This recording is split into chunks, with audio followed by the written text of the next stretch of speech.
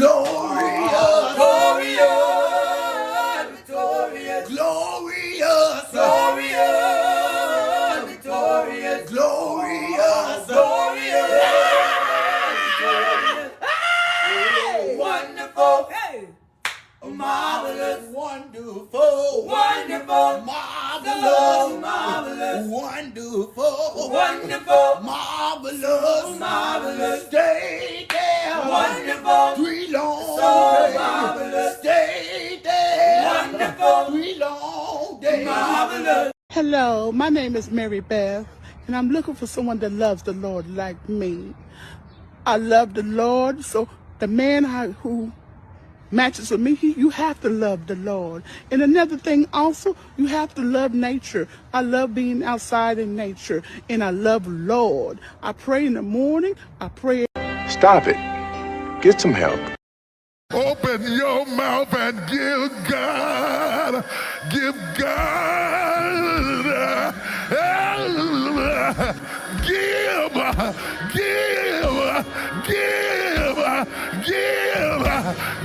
to the giver, give God. Hey, black man. I love you. I appreciate you. I adore you. Ain't nothing better than a black man to me in this world. If you're a black man, you're a king. You will always be a king. Woo-wee. Al Green. Okay. I'm so in love with you. Oh, whatever you want to do. I'm talking about Tony. It's alright with me. Cause you makes me. One more. Sunshine, blue sky, please go away. My girl has found another and gone away. And with her in the future, and my life is filled with gloom. And day after day, I stay locked up in my room. And I know to you, well, it may sound strange, but I wish you would rain. Ooh. Never let me go.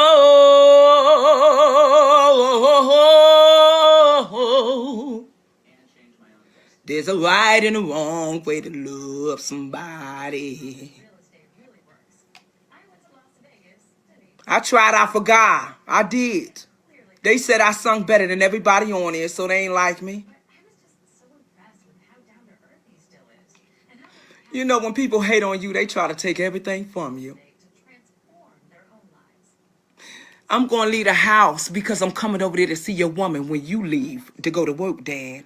Your woman loves this, baby. She said, hey, Lady Renee, come through here. Make sure your beard is nice and fluffy. I put some grease on that. Grease. And I go right over.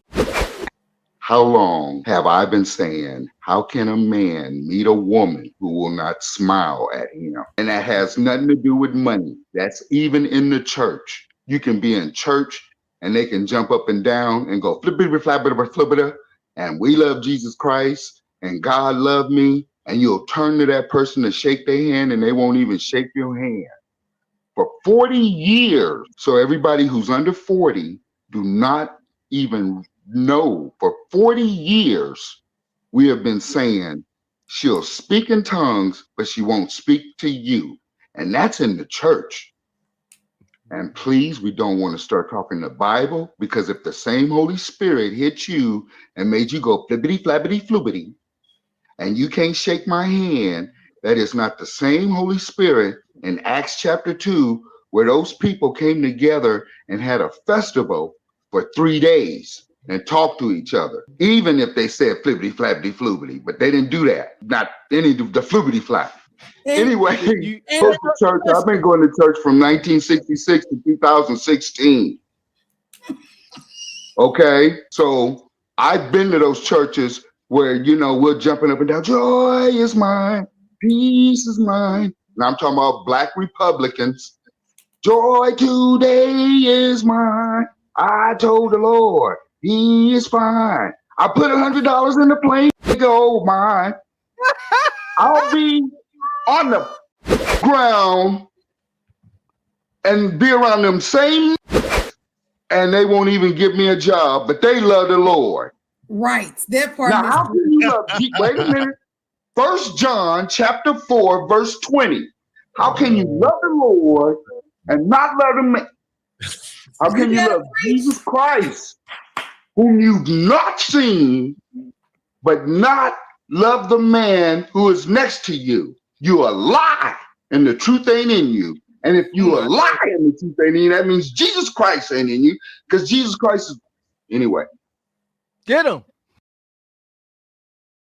He's an on-time God. Yes, he is. Oh, on-time God. Yes, he is. Job said it may not come when you want him, but he'll be there right on time. He's an on-time God. Yes, he is. You hear me? Woo, my God. Yes, he is, baby. I know it. I know it. Let's do it all day long. I want to see that. Because we about to go out there and do what they want. Then give me my theme music.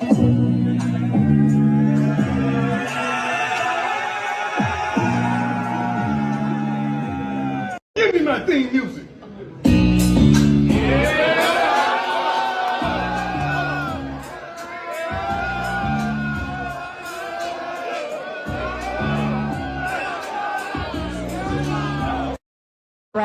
We told you we coming. We told you we coming. You thought we was joking. And guess what? We keep receipts. God bless you, America. Ooh, God is good.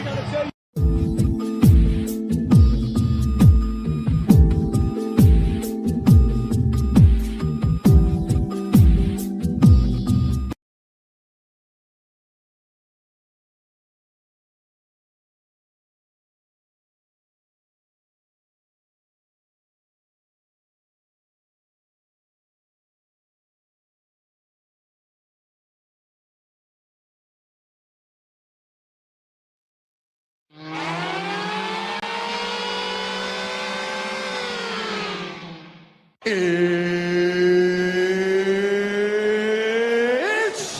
time!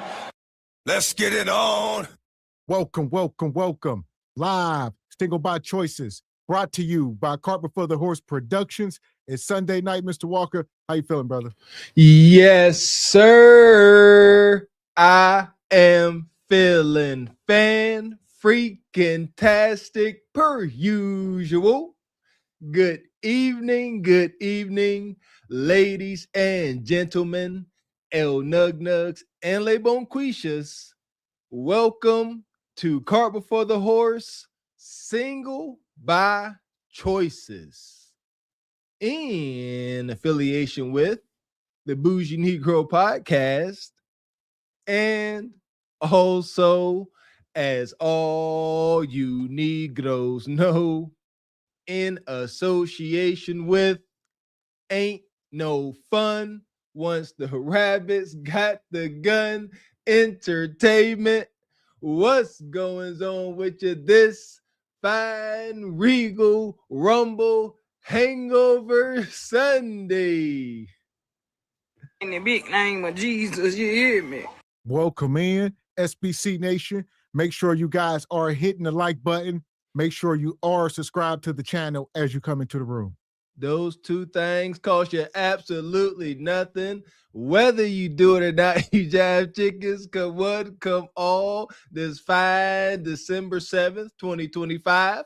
Me and Mr. X is very much still alive and feeling fairly fine. Report to you, jive chickens, from this wonky, ever-changing day market.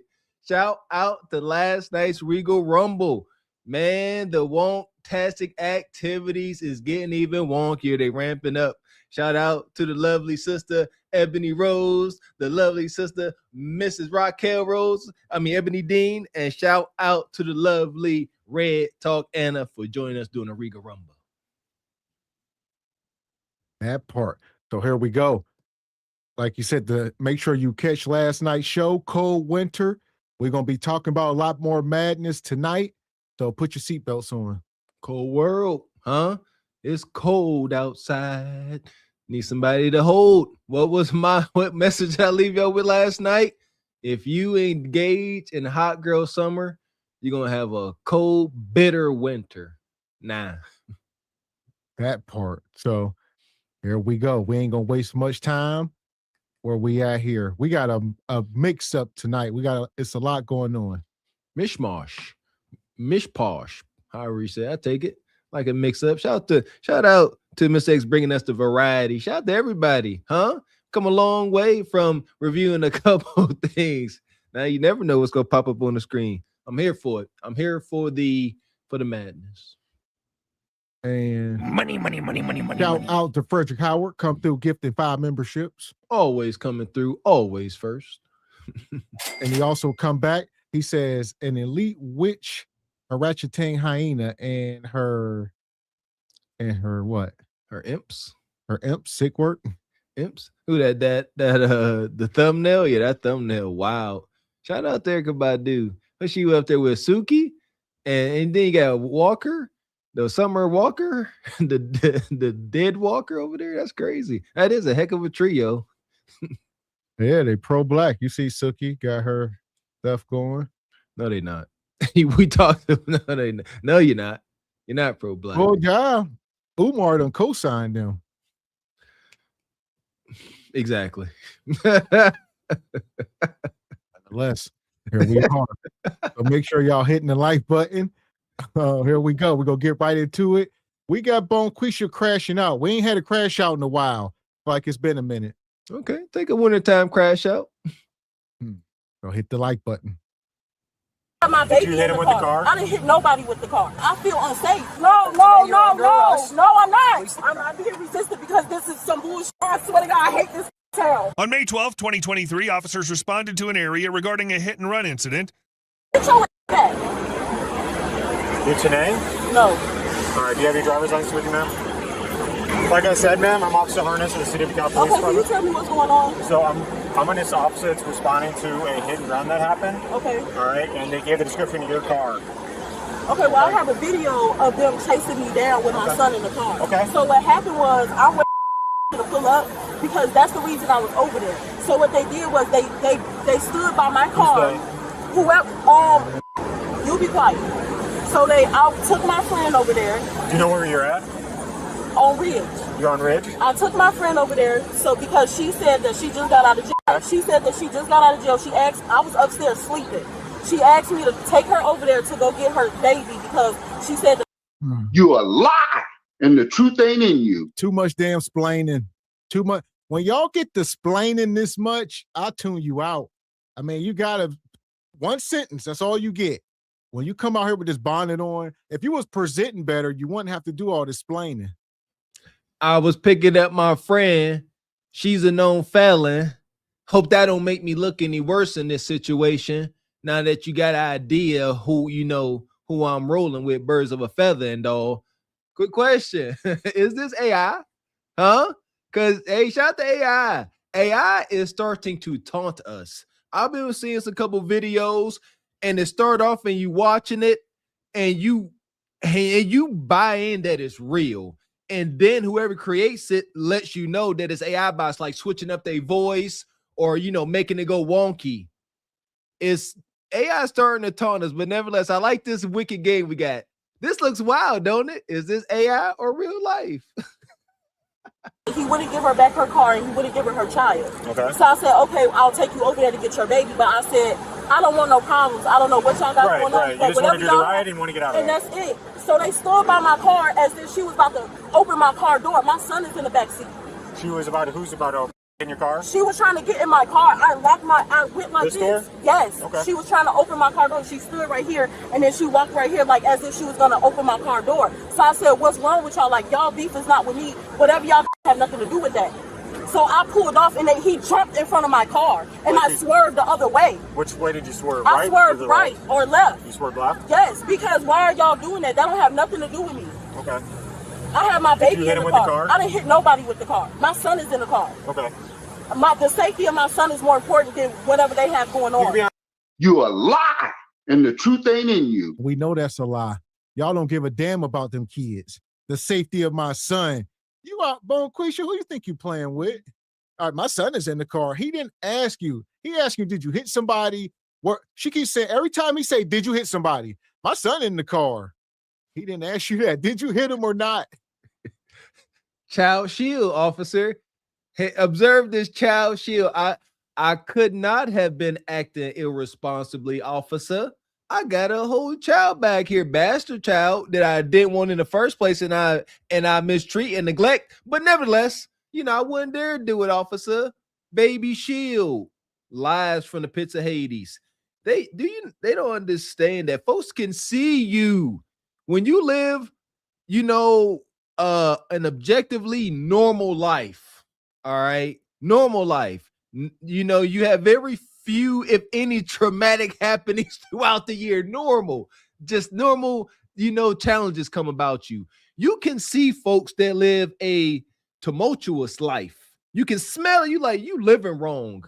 I can tell how you just use your baby as a shield that you are living wrong. Honest with me, if he's like in I did not hit him with my car. Oh, I swear to God, on everything I love, I did not hit that man with my car. The issue was he told his girlfriend, okay, that's fine. Does she want me to roll my window down? If you want to, yeah. I'm sorry, I call him a sheep. That's a man. That is sure. He's more of a man than I am. Sit back. Do you have your driver's license with you then? I appreciate your cooperation, okay? So yeah, because I have a video with them following me. Right. After the situation left me, so I feel unsafe. That's why I'm sitting in my car. I'm glad y'all did pull up because they follow me all the way down here. I have a video. All right, so I'm going to take your driver's license, okay? And what you can do is you have your video on your phone, correct? Yeah, I have all right, so why don't you look at your phone? I left my purse in the house. Okay, I'll just get your information, okay? When you go through your phone, just show the officer here the video. It's right here. Okay. What's your last name? Richards, Richards. This is ridiculous. This is why I should have just stayed in the house and told her to handle her own stuff because now they're like, where's You're involved in something. Exactly, I'm involved in something that don't have nothing to do with me. Miss Richards, what's your first name? Tene, T-E-E. So, I guess called saying that she hit him with the car. She's saying that for a ride, which makes sense, push everybody for a ride to go get a car and get the child. Here's my thing. Where's the father at? And how does he feel about this? You know what I mean? It seems simple. Bonquisha keeps saying my kid in the car. How does his dad feel about you, you know, out here acting wild with his son in the car? I mean, you should be able to take this to court and get custody. If she doesn't need the father, you know, well, I don't know how this is going to play out, but if she don't need the father to come get the kid or she don't need him to babysit because of this, he'll never know. So what does he think about it? If some stuff like this kind of get brushed under the rug to the point where, you know, he don't have to find out. You see what I'm saying? He found out about this months down the line. They like, hey, yeah, you know, your lady, blah, blah, blah, was on the side of the road. And he's like, I didn't know that. Why don't you tell me? And she might, it wasn't none of your business. Then they fight. Yeah. So, but no, he may never know. They showed up in the driver's door and he jumped in front of the car. So she swerved the car, she's saying that she didn't hit him and drove out of there. What's going on today? So I went to go to my car. Were you allowed to go? No, I wasn't allowed, but I didn't have no way. I didn't have nothing to get around. Oh my God. This little musty Harachitane gonna hop up out this car looking like the girl off Friday. You ain't got to lie, Craig. This is so dusty. But somebody loving on her. We understand the source of their hubris and ego. So yeah, she's poverty fit, crack fit. It gets on my nerve. This got weight in the hood, no pun intended. But if you crack fit, you see the other woman, 50%. Every other woman is blowed out. The other sister in the Volkswagen, blowed out. You either get blowed out or crack fit. Choose. To go to my car. Were you allowed to go? No, I wasn't allowed, but I didn't have no way. I didn't have nothing to get around it. Hold on a second. Okay. He gave me my car with no explanation. Like literally, I ain't trying to argue with him or nothing. I literally went to go get my car. That's time. I wasn't trying to argue, none of that. I just wanted my car. So I said, look, my daughter is in here. We safe. That's all I wanted. That's it. And that's what he gave. Whatever they had, they didn't have nothing all right, to do. why don't you sit in your car and I'll be back to talk to you, okay? Okay, wait. I gotta get my possessions for them. Right, go ahead and sit tight. All right, today, I'm gonna have to ask you to step out of the vehicle. Why? So, from what I was being told by the officer on the other scene is that there's probable cause for your arrest. How is there probable cause? That's what they're gonna deal with, okay? But right now, I'm being informed that you can be arrested, okay? No, I need to talk to somebody. Can y'all get a listen, y'all listen. Because we're no. And it's the problem. I love when they do that. Bonquisha act like this is a McDonald's drive-through. Like, you know what? You just probably an employee that just started. Where's the manager? No, it's the cops. All right, you under arrest. Ain't nobody gonna come and override that. You're going to jail. It's just that. Nah. I need a more high-ranking official. Get out my face. She said, I need a second opinion. Y'all got a bias against me. This is funny because we ain't supposed to be behaving this way. I am not proud to say I've had enough run-ins with the law to know what I'm talking about. Somebody find a better, analogy than a terroristic toddler. Because that's what I come up with. He like, it's over. Put the chicky nuggets down. You acting up. Come on down. It's time to take nap. And she, no, look at her. No. It's a toddler. Like, it's over. You can't just keep screaming no louder and louder and you're going to get your way. You want a spanking? Huh? You want a taser? Seriously. And I would say stuff like this don't happen by coincidence, Bonquisha. So this is not an everyday happening to where people try to play victim. She act like this just a normal day and she's being harassed. No, more than likely she did something. People ain't just, every day you just getting pulled over and arrested for hitting people and you didn't do nothing. How often do that happen to us people? Regular folk. You muted. It's just not the case. It's just not. We acknowledge that injustices happen. However, how many folks done got pulled over, a traffic stop or whatever, or cops just show up at your door while you out shopping and they're like, hey, yo, we got a report that you done hit somebody with your vehicle. Put a 1 in the chat if by chance this is happening to any of y'all. I'll wait. No, I'm not. No. I'm not being resistant because this is some bullshit. I have my baby in the car. So she can she's right here. Today, are we going to step out of the car? No, I'm not, because this is some bullshit. Natasha, like, why am I being arrested? I didn't do anything. Nothing. I didn't do shit. And then y'all gonna do this in front of my child, like it's some bullshit. Okay, well, we're not trying to do that in front of your kid. But yes, y'all is, because what's the reason I'm getting arrested? Y'all don't have, there's no probable cause. They walked into listen to me. I'm trying to help you out. No. All right, Jay, you either open the car or we're going to pull you out of the car. You understand that? She's got 45. She locked the car and closed the window on us. She's going to come outside the car. Today, we will break the window and pull you out of the car. Roll the window down and we will break the window and pull you out of the car.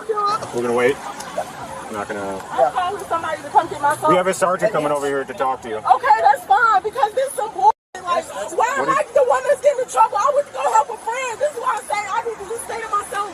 This is why I stay to myself, because this is some bullshit. Now they talk about trying to hit him with my... I never tried to hit anybody. Nobody at all. Okay, listen.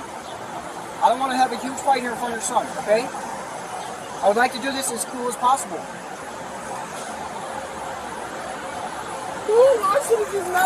Seriously, at this point, you're starting to traumatize your son.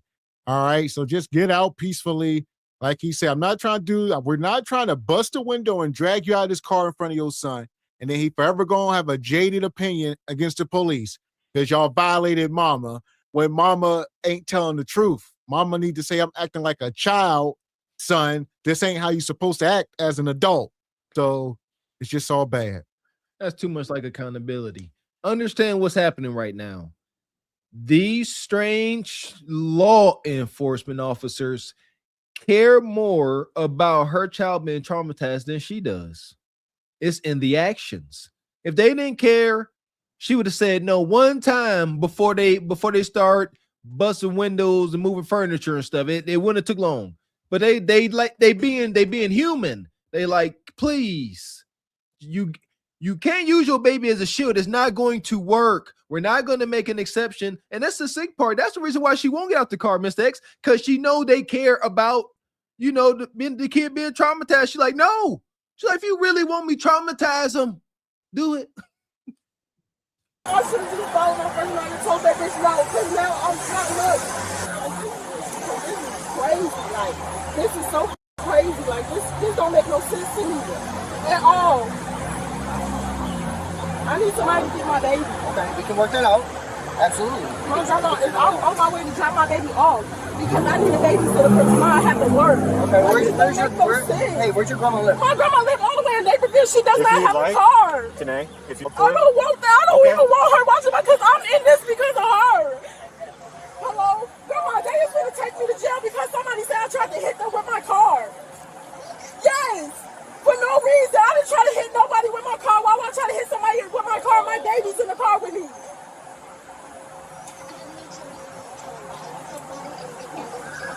I guess everybody that was in that car said that I tried to hit him. I never tried to hit nobody with my vehicle at all. Exactly. What do I benefit tearing up my car? I still pay a car note on. We're right in the parking lot. Again, now I don't have nobody. This is some bullshit. Like, I swear to God, I hate this town. A toddler. I'm telling them I don't have nobody. You all the way in Naperville. Yeah, we're gonna go 95, bro. Sarge wants to have a word. I don't know, but I don't know that code for you guys, but I assume. Anyone else? Small child in the back. There's a kid in the back seat. We're gonna talk to somebody that's in the back. If I hit somebody with my car, don't you think it'll be dents on my car? Here's 30.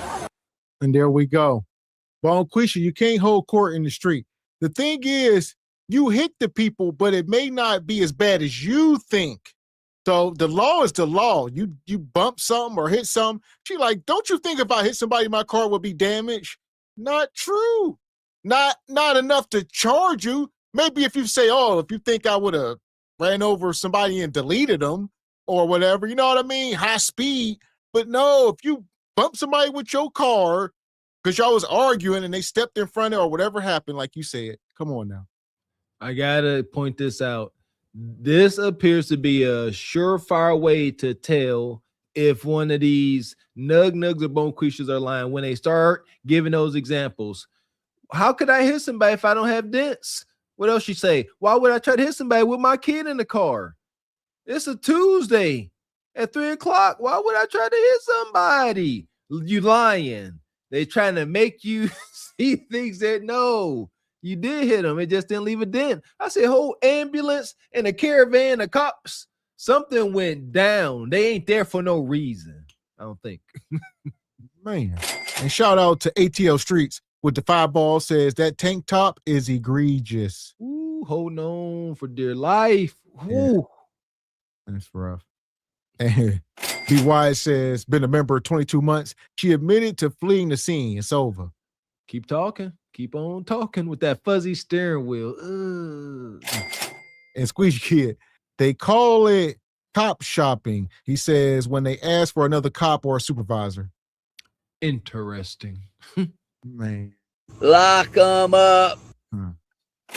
And Black Unity, he says, why would I try to hit somebody with my car with my baby in the car? The same reason you're refusing to get out the car with the baby in the car. Huh? Y'all racist. Yeah, she up here, Bonquisha. You're a victim. Yeah. And shout out to Rachel. Rachel says, lock and takes her up.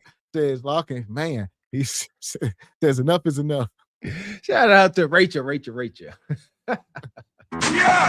Boom shakalaka! Here we go. Cop shopping.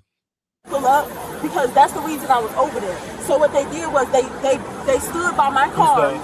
That's Lululemon. I'm gonna talk to somebody. I don't care. This is some bullshit. Like this is like, oh my god, like they don't care, grandma. They don't care. It's everybody's word against mine. Oh, this is so insane. Like, this is ridiculous. They gonna arrest me for no reason. You can talk to her out here. Come on out. Step out first. Come on, tonight. My baby, don't arrest me in front of my baby. Walk right there, please. Walk back here. Okay, hold on. I need to say, I need to talk to my son. We'll talk in a second. Go ahead. What do you guys say? Okay, look at him. Don't, listen, don't. Today, just come to the squad car. Don't grab me like that in front of my child. Don't grab me like, okay, don't lay a hand on me. Your phone for you, okay? I'm just Can you grab my car? I don't even want. Oh my God, bro. Stand by. It's a lot. Yeah, I'm about to get the baby, okay? Why didn't you tell them that he started that? I just literally, he wanted. She mad. Yeah, now I guess that's her sister. This is whoever she was going. She got that gut hanging out. It's egregious. Why didn't you tell them him? Y'all all know each other. Y'all was fighting over meat. Something happened. All right, Bonquisha, this just wasn't a coincidence. I'm telling y'all. This big sister is a hood brute. She is real life baby D.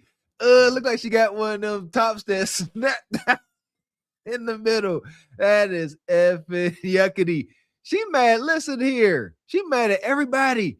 She mad at her. She said her grandma the reason why she in this mess in the first place. She just yelled at us. Why didn't you tell them? I ain't do it. It's everybody's fault but her own. These sisters be so enraged in their own delusion. She said it's everybody's word against mine. That's kind of lopsided. Like she didn't say it's one. She says your word. She said it's everybody's word against mine. Well, dang.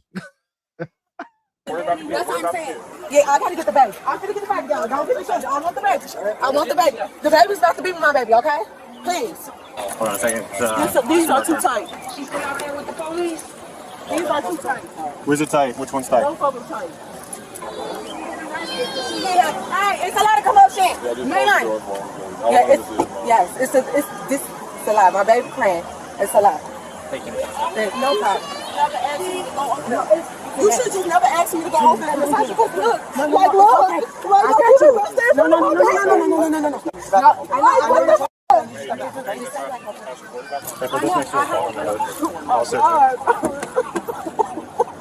Before we go in tonight, I gotta pat you down for it. Okay? Now I gotta sit here all weekend. Like, what the fuck? Listen here. This is so lazy and funky. She had them Crocs on. When you decide to come out the house like this, Crocs, the leggings, just that funky, oh my God, that jacket, the bonnet. If we took more time to get ready to come outside, we would make better decisions once we come outside. That's my opinion. So if we sat here and say, I took all this time to get ready to come out, I ain't about to come out here and act a fool. But when you just run out the house willy-nilly, drunk, high, stumbling, hungry, farting, you do all kind of goofy stuff. That's a fact. I came to that realization. Burping, farting is crazy. I came to that realization a while back. Like, if I'm outside in my monk strap shoes, I about refuse to scuffle. I'm most peaceful. I can't be sitting here tussling, scoop some out on their head and scuff up my good shoes. I can't afford another pair. Yeah, that's true. That's facts, Mr. X. And that's why Bonquisha always dressed like. She don't mind rolling around on the tarmac. My goodness. All she polyester and foam. She don't care. Now I gotta sit here all weekend. Like, what the fuck? You know protocol. I need a female to search. Right now, we don't have a female that can come this way. Okay?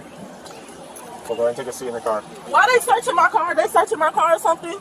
It's the DeKalb Police Department policy, okay? There's no reason to search me. They don't have no From my We car. have They reason cannot to go search. search the No, car. y'all don't. Y'all don't have no reason to search You my under car at arrest. all. Search the No, car y'all don't. Sit in the Y'all car. don't have no proper cause to search my car. Y'all put me over for something else, not my car. I know, yeah, I know my rights. Y'all have no wisdom. Where's the warrant for searching my car? You a liar.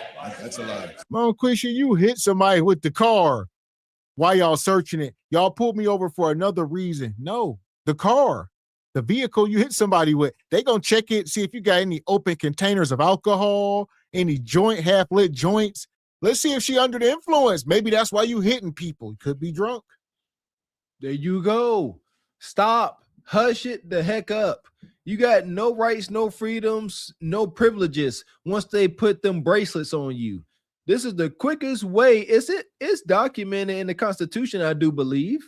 The only way to go revert back to being an indentured servant or prisoner of war, however you want to word it, is to go ahead and break white man's law and end up with them bracelets on. They're gonna do whatever they want. They're gonna have their way with you. Talking about don't check your car.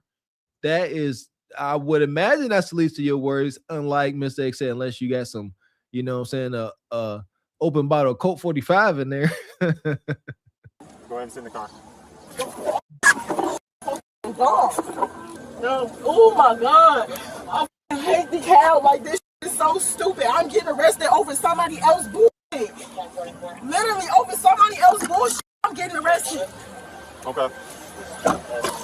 You know, Calvin Klein and leggings. I'm getting arrested over somebody else's bullshit. Can you see who calling my phone? We'll be able to look at that when we get to the station, okay? Over somebody else's bullshit. I'm getting arrested. This is not even my drama. This is somebody else's drama. Decal 45. I'm going to be taking that female 95 station. I got to be getting miles when you're ready.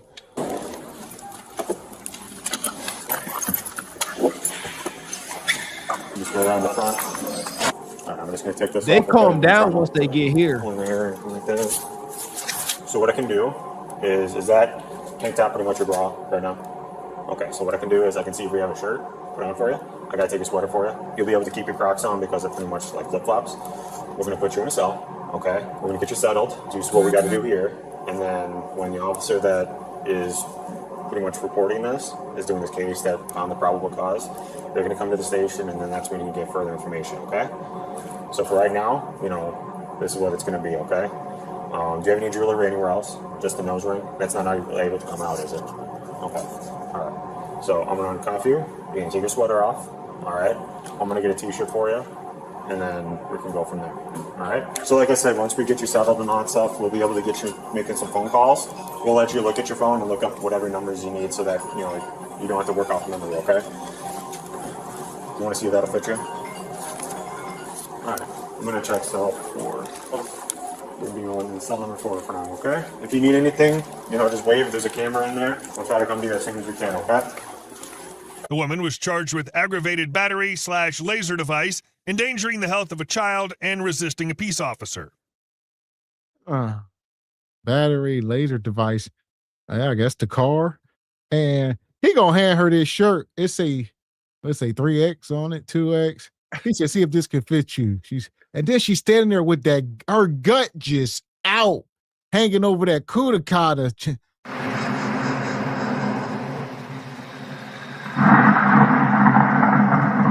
can smell your nappy pussy. Yeah, this is pathetic. She defeated. Look at that. Stop. Everybody don't be so quick to laugh. Look at that face. You think that she thought that she would wind up here this weekend? She had plans. Look at her hair. She got her hair halfway whipped up under that bonnet. She had plans. She got on her Lululemon, top. She was ready to go. She got Calvin Klein leggings. This is defeat. Think before you act. Think before you go fighting over nug meat that don't belong to you. Because as Mr. X said, that's most likely what's going on. Fighting over meat. A broke ninja that they ain't got an asset to his name, but y'all will fight and ruin y'all freedom over him. It's astounding. Enjoy your weekend stay. Seriously. And shout out to Sister Bree Pink. She says, salute Gavin X Mr. Walker out here doing the Lord's work. Appreciate you. Shout out to our lovely pink sister. Been a member 18 months. And Squeegee Kid says this arrest ruins her chances of getting on the Kendra show this evening. I was going to call last night, but I was arrested in the jail.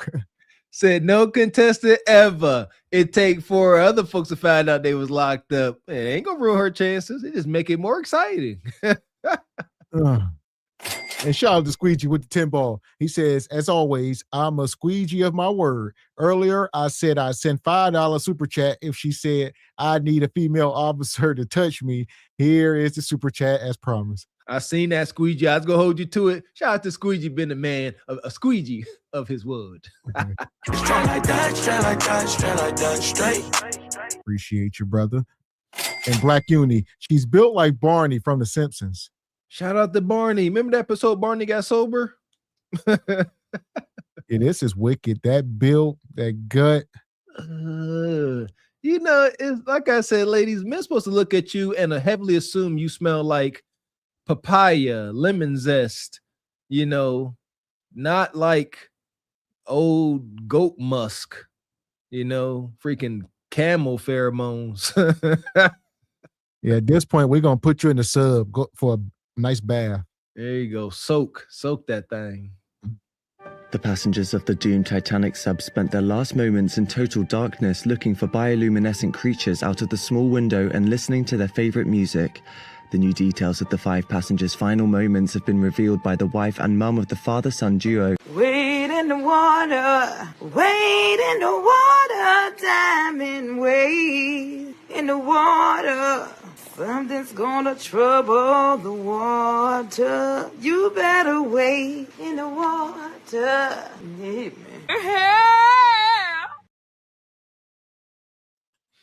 It is now time for another installment of Heartbreak Theater, brought to you by Word of the Day. Word of the day is iniquitous.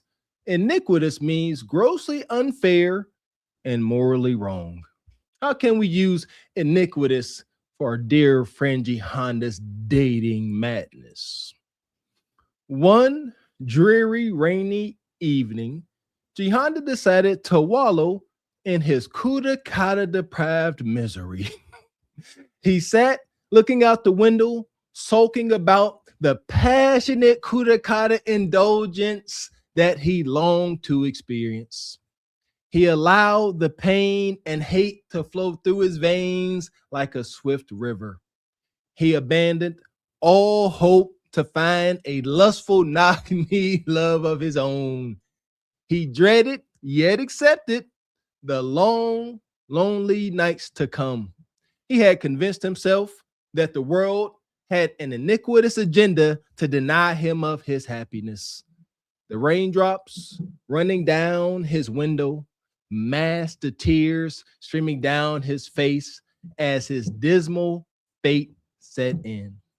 Hashtag gloomy knock knee pity party. Shout out to Honda. Honda, get your life together, man. Seriously.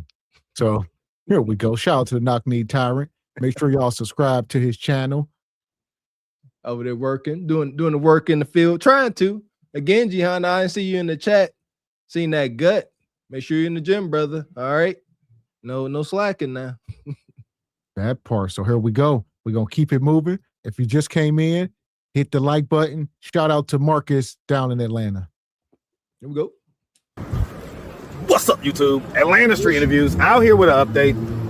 So, Gabby, we were just having like a little conversation. What's going on? Yeah, I'm just ready to move, but I feel like I'm stuck. I feel like an angel stuck in hell,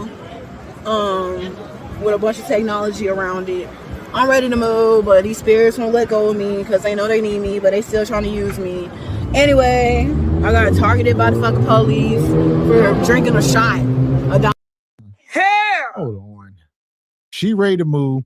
She feels like an angel stuck in hell. Hell would be Atlanta. The angel would be her. All right. And she can't leave. She said it got a hold on her. Some truth here. I know, I understand, but heck, I'm one of the first ones to say, huh? Shout out to the Holy Scriptures. Our battle is not of flesh and bone, no. It relies, it is in the spiritual realm. Our battle reigns in the spiritual realm. She said it. They got a hold of her. They won't let her go. We see this depicted in movies. She is crying for help. I hear you, sister. I ain't got much for you, but I hear you. Dollar shot in the park. Yeah, I heard something about you got arrested. Yeah, but they let me go, and they was fucking wrong. So what was even the point? So they didn't take you to jail or whatever? No. So they put your handcuffs and stuff? They made the whole insinuation like they was, and then they didn't. Just for protocol, what? They didn't even know, just being fucking ignorant. That's why I don't even care about that shit. Yeah, I did hear something about that. About what? I was gonna ask you about that. Like somebody had said Gabby up there getting arrested. It was right or something. there. Okay, so it's in front of everybody. Yes. It's probably embarrassed about for that. no reason. I mean, everybody out here drinks dollar shots. Disgusted, yes. That's crazy. Okay. That's real. Because I haven't heard you talk with the spirits and the this and the that. I be on all that shit. I just don't feel like people ready for that. Okay. That's all. But I feel like I'm ready. I feel like if I don't say nothing about it, it's just gonna keep getting worse in my reality. What is your reality right now? Just a homeless young girl, just started her 20s, rejected everywhere by family, trying to be sabotaged, blacklisted, silenced because I'm woke. AKA a rebel without a damn cause. Yeah. But I think she's 23 years old. She homeless. Talk about her family. People be tired of y'all. They don't understand me because I got my own way of doing things. Nobody has ever done things on earth. I'm the first one to do things the way I'm doing them, and y'all don't understand. Again, we got to look at the root of how this comes to be. And I promise you, I'm not speaking from a jaded place because I may sound like a broken record, but god dang, this is another product of the gynocracy. Hear me out. All right. They raise these babies and they say, oh, unconditional love. We always gonna love you. We your community. We all these things. They never tell them the truth. This is not unconditional. Our cooperation, love, and everything is very much conditional. And if you act outside of the rules and things we got set up for our family, our household, our community, you will be banished. That's the truth of this. And then they wind up effing around and finding out. Then they're like, whoa, I thought this was unconditional love. What's wrong with me coming home in wee hours of the night? What's wrong with me acting the way you probably did when you was my age? A whole lot of lies. And now these babies wind up like this, fighting demons. And I'm real. And people are surprised. I don't know why. That's about it. You were saying I just be trying to clock in on that, call that T on that note, but you were saying that you wasn't feeling like the people around you right now and stuff like that? No. I feel them, but it's just like these voices, like I feel like it's not just my subconscious, it's other people's shit. It's not my energy, but they should keep on trying to come into my little bubble. And that shit to my aura, that shit is pissing me off because I can't even focus on the shit that I need to accomplish because everybody else in their feelings about nothing. And it's supposed to be my fault or my Tell me what happened. Like what were they in their feelings about? Just me being myself, just waking up, smelling the coffee, just whatever. Well, realization, not compromising myself. Just basic shit a human not supposed to do. That's what's expected of me. To work anything that is like not everything good. Imagine everything good we know we're supposed to do for ourselves. It's like the fact that I'm doing that in my own context is pissing them off because it's fucking what they got going on. So they mad and they trying to fuck up what I got going on. But when they just focus on them, help us to understand they want and stop worrying about me because I didn't even ask for no opinion. Hold on real quick, Gabby. That's what I'm talking about. So help us to understand. Is this like a tent situation where you're like with a few people and everybody got their tents or whatever like that, or what's this situation? This is just like since I've been born. Well, okay. This is still this. You know what I'm saying? Here we go. You're a victim. Listen, why are all these women living in tents in Atlanta? Young black sisters.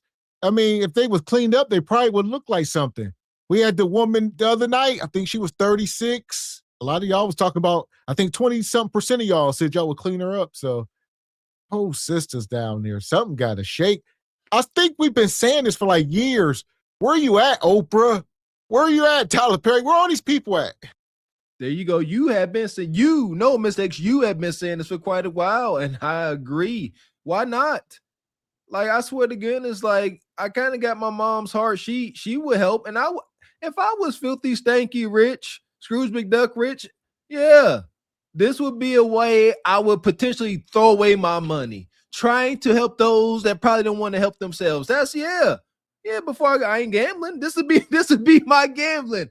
Come on, Quisha, get off them rocks. I would gamble with that. They gamble with their lives, but she out here and she said what we assumed, or what Mr. X said. She's a rebel. She said that the way she trying to move with her family don't coincide with what they trying to do, what the rules they trying to put on her. She don't like. It is what it is. There's no unconditional love nor cooperation. You gotta. What have you done for the gynocracy lately? You found out. It's just I'm talking about currently though. Shit. Okay, I get it. So, so let me just ask more pointedly, as far as your living situation, is it like a tent type situation, or what is that looking like right now? I'm just bouncing from house to house. Okay. Couch to couch. Nigga to nigga. Okay. But I just want to go back to my family house no. Oh my God. You can't make this shit up. You can't make this shit up. Y'all heard it. She says, I'm bouncing from house to house, couch to couch, ninja to ninja, meat to meat, Lakers in 5. Yeah! Boom, shakalaka! I'm sorry. When she took that swig of that Mogan David out of that black plastic bag, I'm trying not to yell. What you trying to hide? God dang it, I can't stand this. You know when they got those paper bags in a plastic bag, they're trying to hide it. They're trying to be inconspicuous. They don't want you to know what they're doing. You got this flat bottle flask. That's that Mogan David, that Mad Dog. Just shows the baller. Is it that great? That great? It's great, ain't it? Body that from my past, because I just feel like they not coming with no good intention. It may sound good, feel good, right? But I know down the line, your ass or whoever, they all just on one accord, and I'm just here by myself. And then they all just, and I'm just here by myself. Just because tomorrow's Thanksgiving. Who care about that? That's a pagan holiday anyway. We're not supposed to. If you're a Christian, you're not supposed to celebrate all that shit for real. Well, I get it, but it's also I don't celebrate a time for family and things like that. I don't have a family, so. Well, you were just saying you wanted to go back. You're saying you want to go back to your family. I don't, because I know they been like, I don't know the word, infiltrated, like all type of shit. So like it's some outside shit trying to fuck up some real shit going on.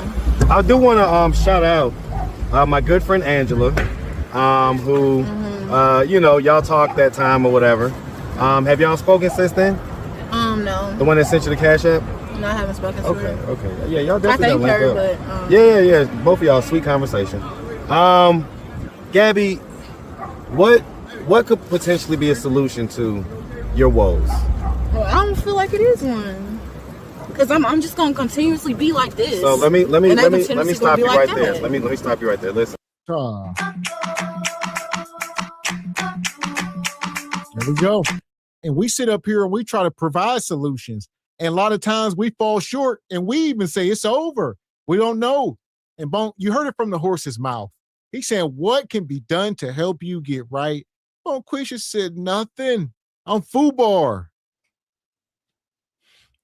Well, I tell you what, and call me an optimistic, but I believe there's always a solution. All right, I'm gonna do my best. I don't need to be a public pretender, but I'll be a pretending physician. All right, you said you battling demons, you feel like you in Hades. All right, it don't really seem like you got a strong connection with reality. I got actually a fail-safe remedy. You ain't gonna feel no more pain. Zero pain. You ain't gonna feel much. All right. Lobotomy.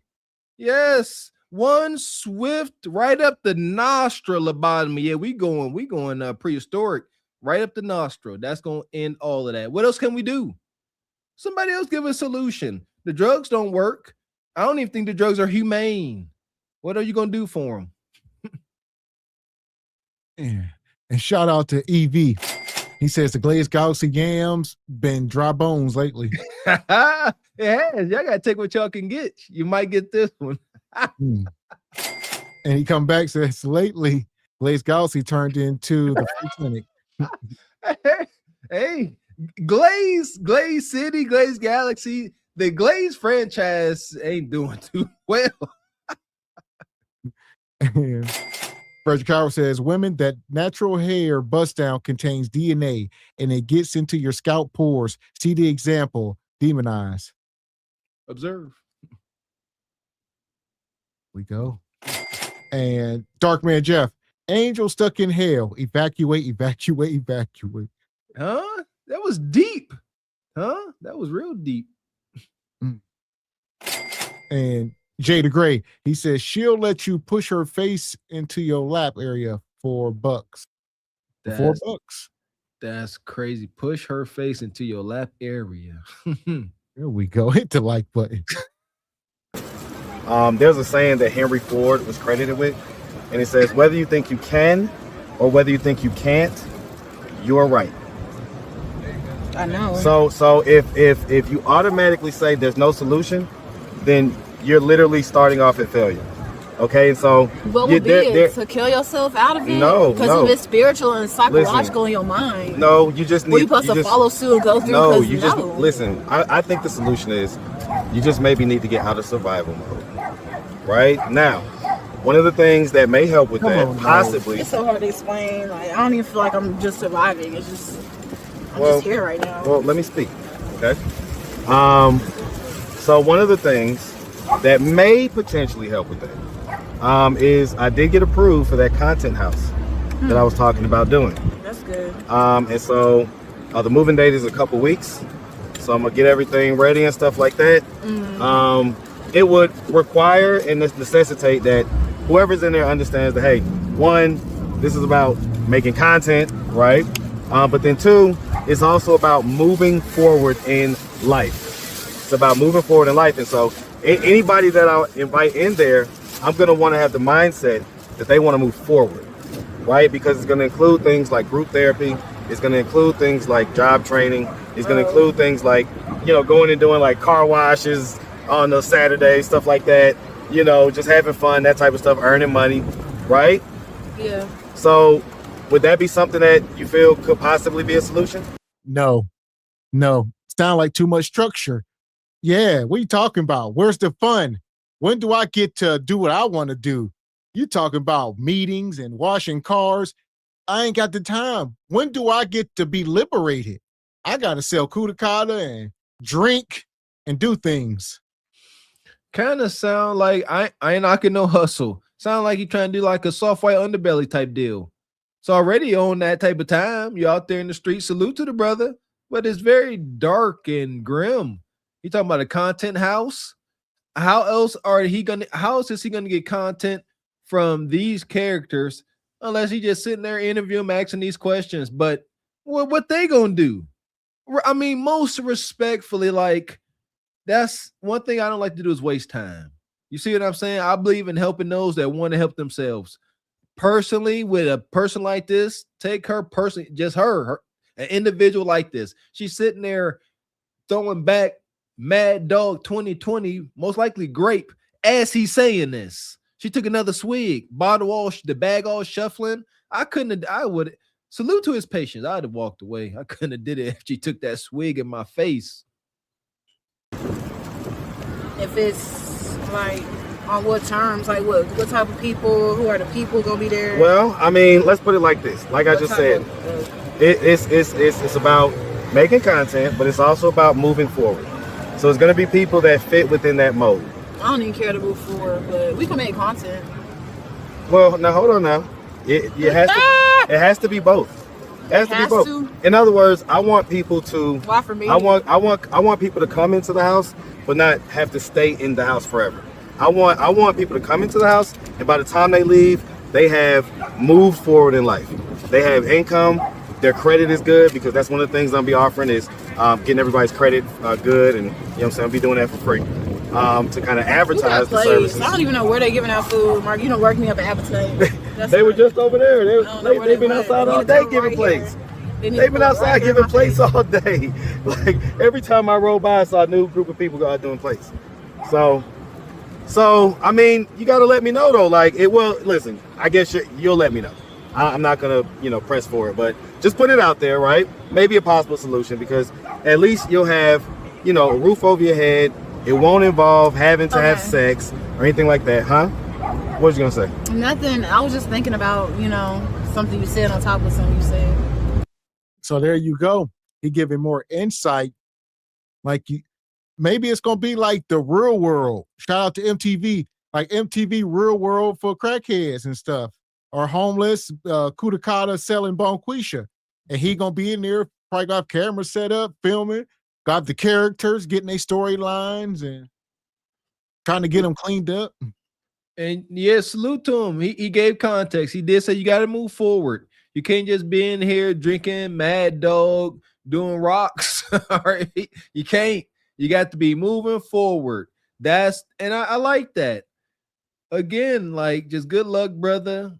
Salute to you for an honorable mission. Again, I've spoken my piece. I cringe at wasting time. I cringe at wasted resources. Like, I don't know. I've seen Mr. We've seen too much. Like, I've been around enough addicts. Again, I cannot predict in the future, but folks, they gotta want to help themselves. It's my understanding, until they come begging for help, they gotta be at their wits' end. But as long as she's young 20s, she still thinks she got some life left. She still got a lot of effing around and finding out. It's unfortunate. What did you think about? A solution. You talking about the group house to be your solution? Well, I just don't feel like the energy is matching mine. Like my energy different. So. Listen. But if y'all still like donate, cash app, please. One thing I understand is this. I have daughters, and I know that. What are you doing? What does that mean for a lot of parents? It don't mean nothing. Okay, I was about to make a point, Gabby. Why you got like this? You'll see my past videos, like I was lying or something, but okay. What are you talking about right now? You daughters and all that, and sister, brother, and that shit really don't matter to me. Like, cause it's not relevant to me now. So Gabby, I was about to make a point. I wasn't finished what I was saying. I was saying I have daughters, so I understand how young ladies can be, and as far as energies and not mixing and stuff like that. So there's no press. I'm certainly not pressing anybody to drink again. But I am putting it out there, letting folks know, hey, it may be a possible solution. And I'm gonna excuse whatever kind of energy this is, because I understand that you're in a situation. I see worse on your channel. As far as what? Energy. Well, I can agree with you on that. So, no worries, Gabby. No worries. I understand things are tough. So, I said. I wish it wasn't. I wouldn't be sitting here every day trying to hope for a change to come. I wouldn't be doing that if it was just something I could just call. And there we go. Not a strategy. Hope is not a strategy. You cannot be sitting in the park every day, living out a tent, getting drunk and high, and hoping, all right, having all this faith and putting in no work. All right, what'd that say? That's dead, Bonquisha. You got to do something. There you go. Listen, shout out to Marcus for being out here, because he really do seem like he cared. Yeah, some of these interviews can come across a little risque, but he really come across as a wholesome brother. And shout out to Mr. X for pointing out this silent epidemic that's going on, and it revolves around these women here. If you ask me, if men like Marcus and these other folks ain't out there shining a light in the darkest corners of our culture, of our society, they remain silent. This is the only way they get hurt, because nobody gives a damn. It's wild thing. Nobody cares about these women. That's why they out there. Brain all scrambled, mistreated, misused, and abused. What happened to the sister? What happened to the gynocracy? She got aunties and mamas in them. They discarded her. What happened to that unconditional love y'all was talking about? Call up somebody real quick. or it's not that. It's a whole spiritual shit going on. So You got some nose right here. okay, and it's been going on. So I'm like, it's not just gonna change now because I'm laughing and I'm smiling. That don't mean nothing. That's a facade. That's a way to pull you in. Like everybody should know that. But I don't know. I just have to do some more soul searching for real, so I won't have to come off like this ever. I get it. That's what I'll be trying not to do. Yeah, listen, Gabby, I know that on the inside you're just the sweetest pie, right? But sometimes different things in life and different situations that people are currently in or whatever can just cause, schisms as far as in the energy and stuff. And so it's no worries. Okay. It could be the stuff people do to you on purpose, intentionally, and then they think you're not finna respond or react. Well, like, give me an example. Why do they not? Like, just simple shit in your day-to-day life. Like, I shouldn't have to hear your voice with everything I do. I shouldn't have to worry about nobody's opinion if I want to buy some clothes, if I want to eat something particular, if I want to work out or not, if I get thick or skinny. That shouldn't be nobody fucking business, because we're our own people with our own free will. And that's the part that don't, especially, there's just a lot of people that should have been number one in my life, now trying to come back and be number one. So I'm have a lot to deal with, a lot of forgiveness right there. And that's why I'm at a standstill.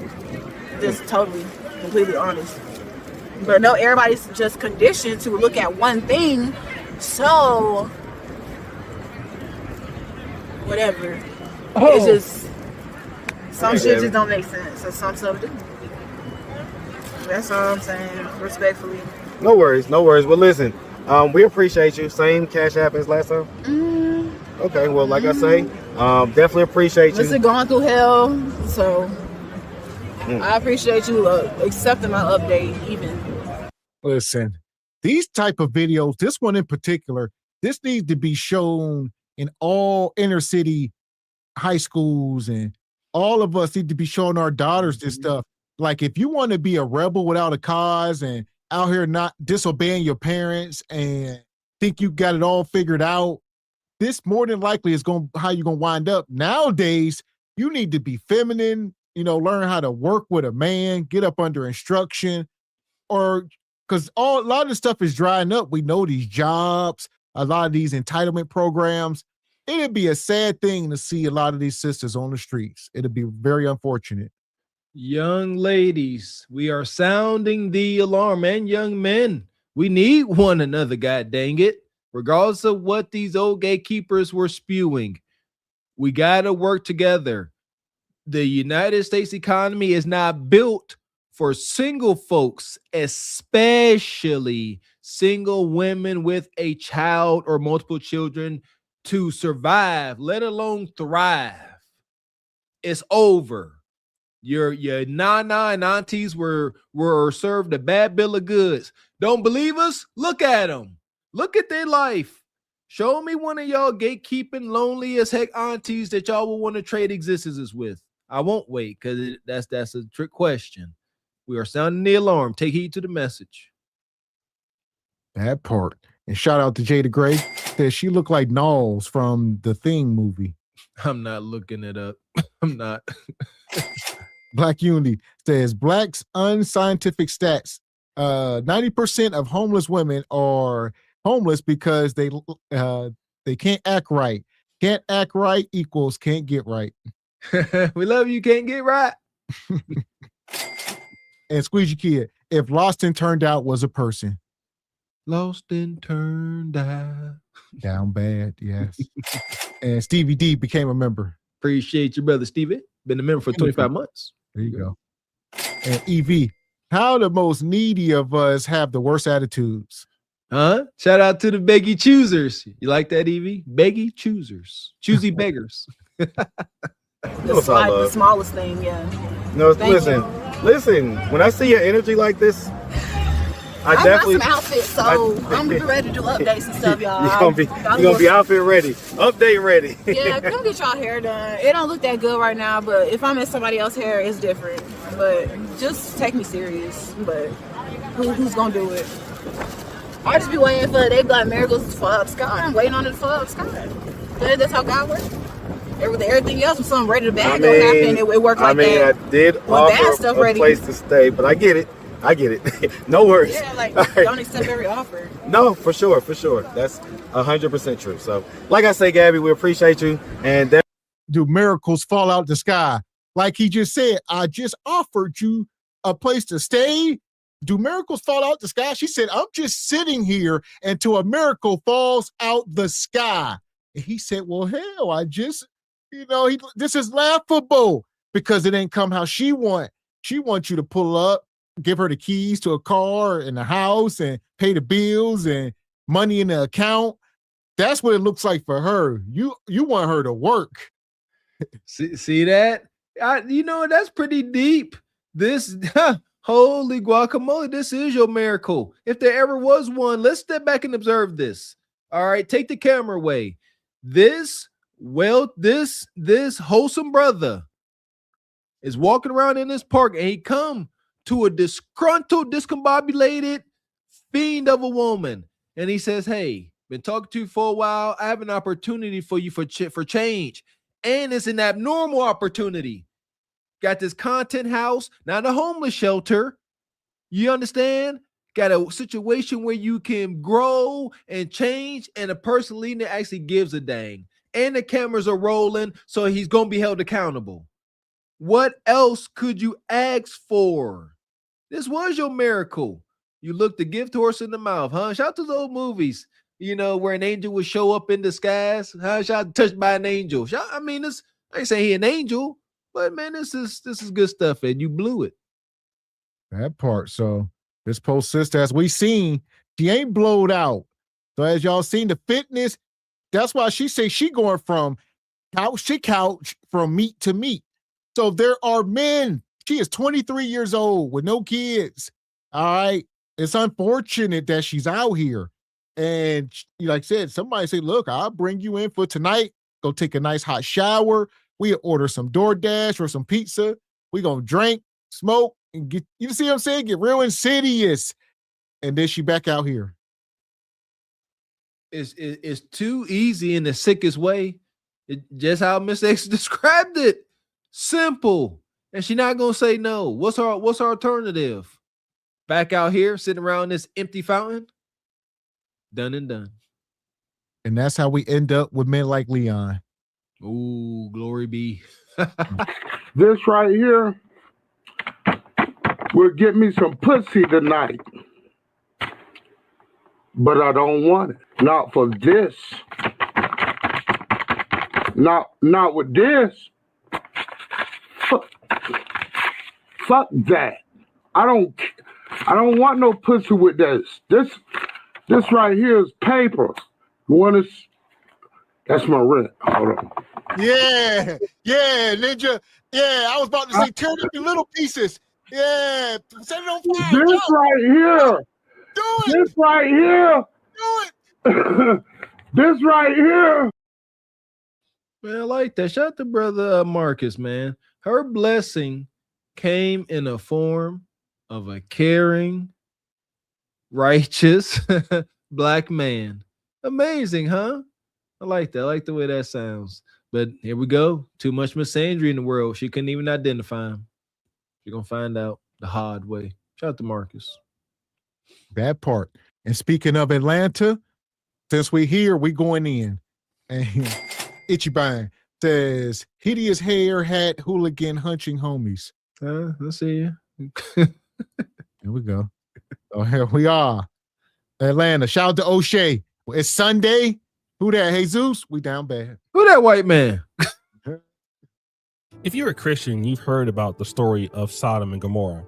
And basically, this was a city that God destroyed because of many issues that they were having. Abraham tries to make a deal with God, but God says he would only spare the city if he could find 10 righteous people in it. And of course, it didn't happen, and Sodom and Gomorrah went. And it's interesting because I was actually looking to do a whole nother topic when this came up. Man, Atlanta is modern day Sodom and Gomorrah, man. I'm talking about, you can just smell the sin. You can just smell the sin when you walk into these lounges, these clubs. You can just smell the sin. You can see it. Like, you guys heard it. Atlanta is the real Sodom and Gomorrah. But he isn't the only person to say this. Yeah, so I decided to move from Atlanta to California. If you haven't checked out my You'll Regret Moving to Atlanta video, that shit is like over 100,000 views, and everybody just keep leaving comments. And, you know, there's people who are from Atlanta who are trying to convince me that the reason why Atlanta has turned into Sodom and fucking Gomorrah is because of the implants that have moved there. But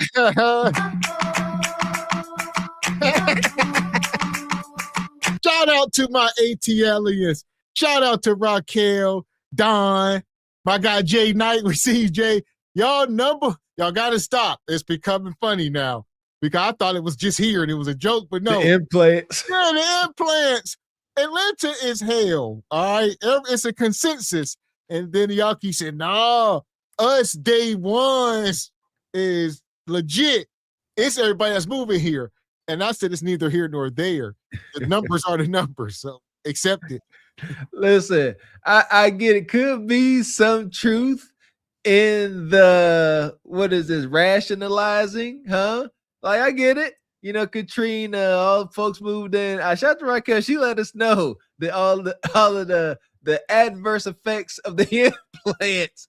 Never the freaking less. Hey, y'all, Atlanta has taken on this implant culture with open arms. Y'all wildin', and it should be understood, nah. Whole bunch of successful black folks, and they acting up, huh? The diddler ain't the only one that like to get bread and get freaky. Y'all acting up. What's the saying?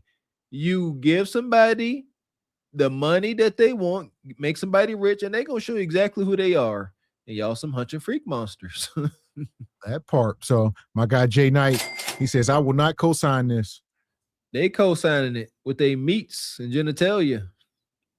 And Deep Thoughts says, poor child, face look 35 years old. Ain't gonna get better. Here we go. I tried to tell these wretched Atlanta natives that Atlanta was dusty before we got there. And then there is a guy who was so excited about Atlanta clubs getting shut down. But look at his caption. I remember in July, 40 people got bang, bang, bang down in Atlanta.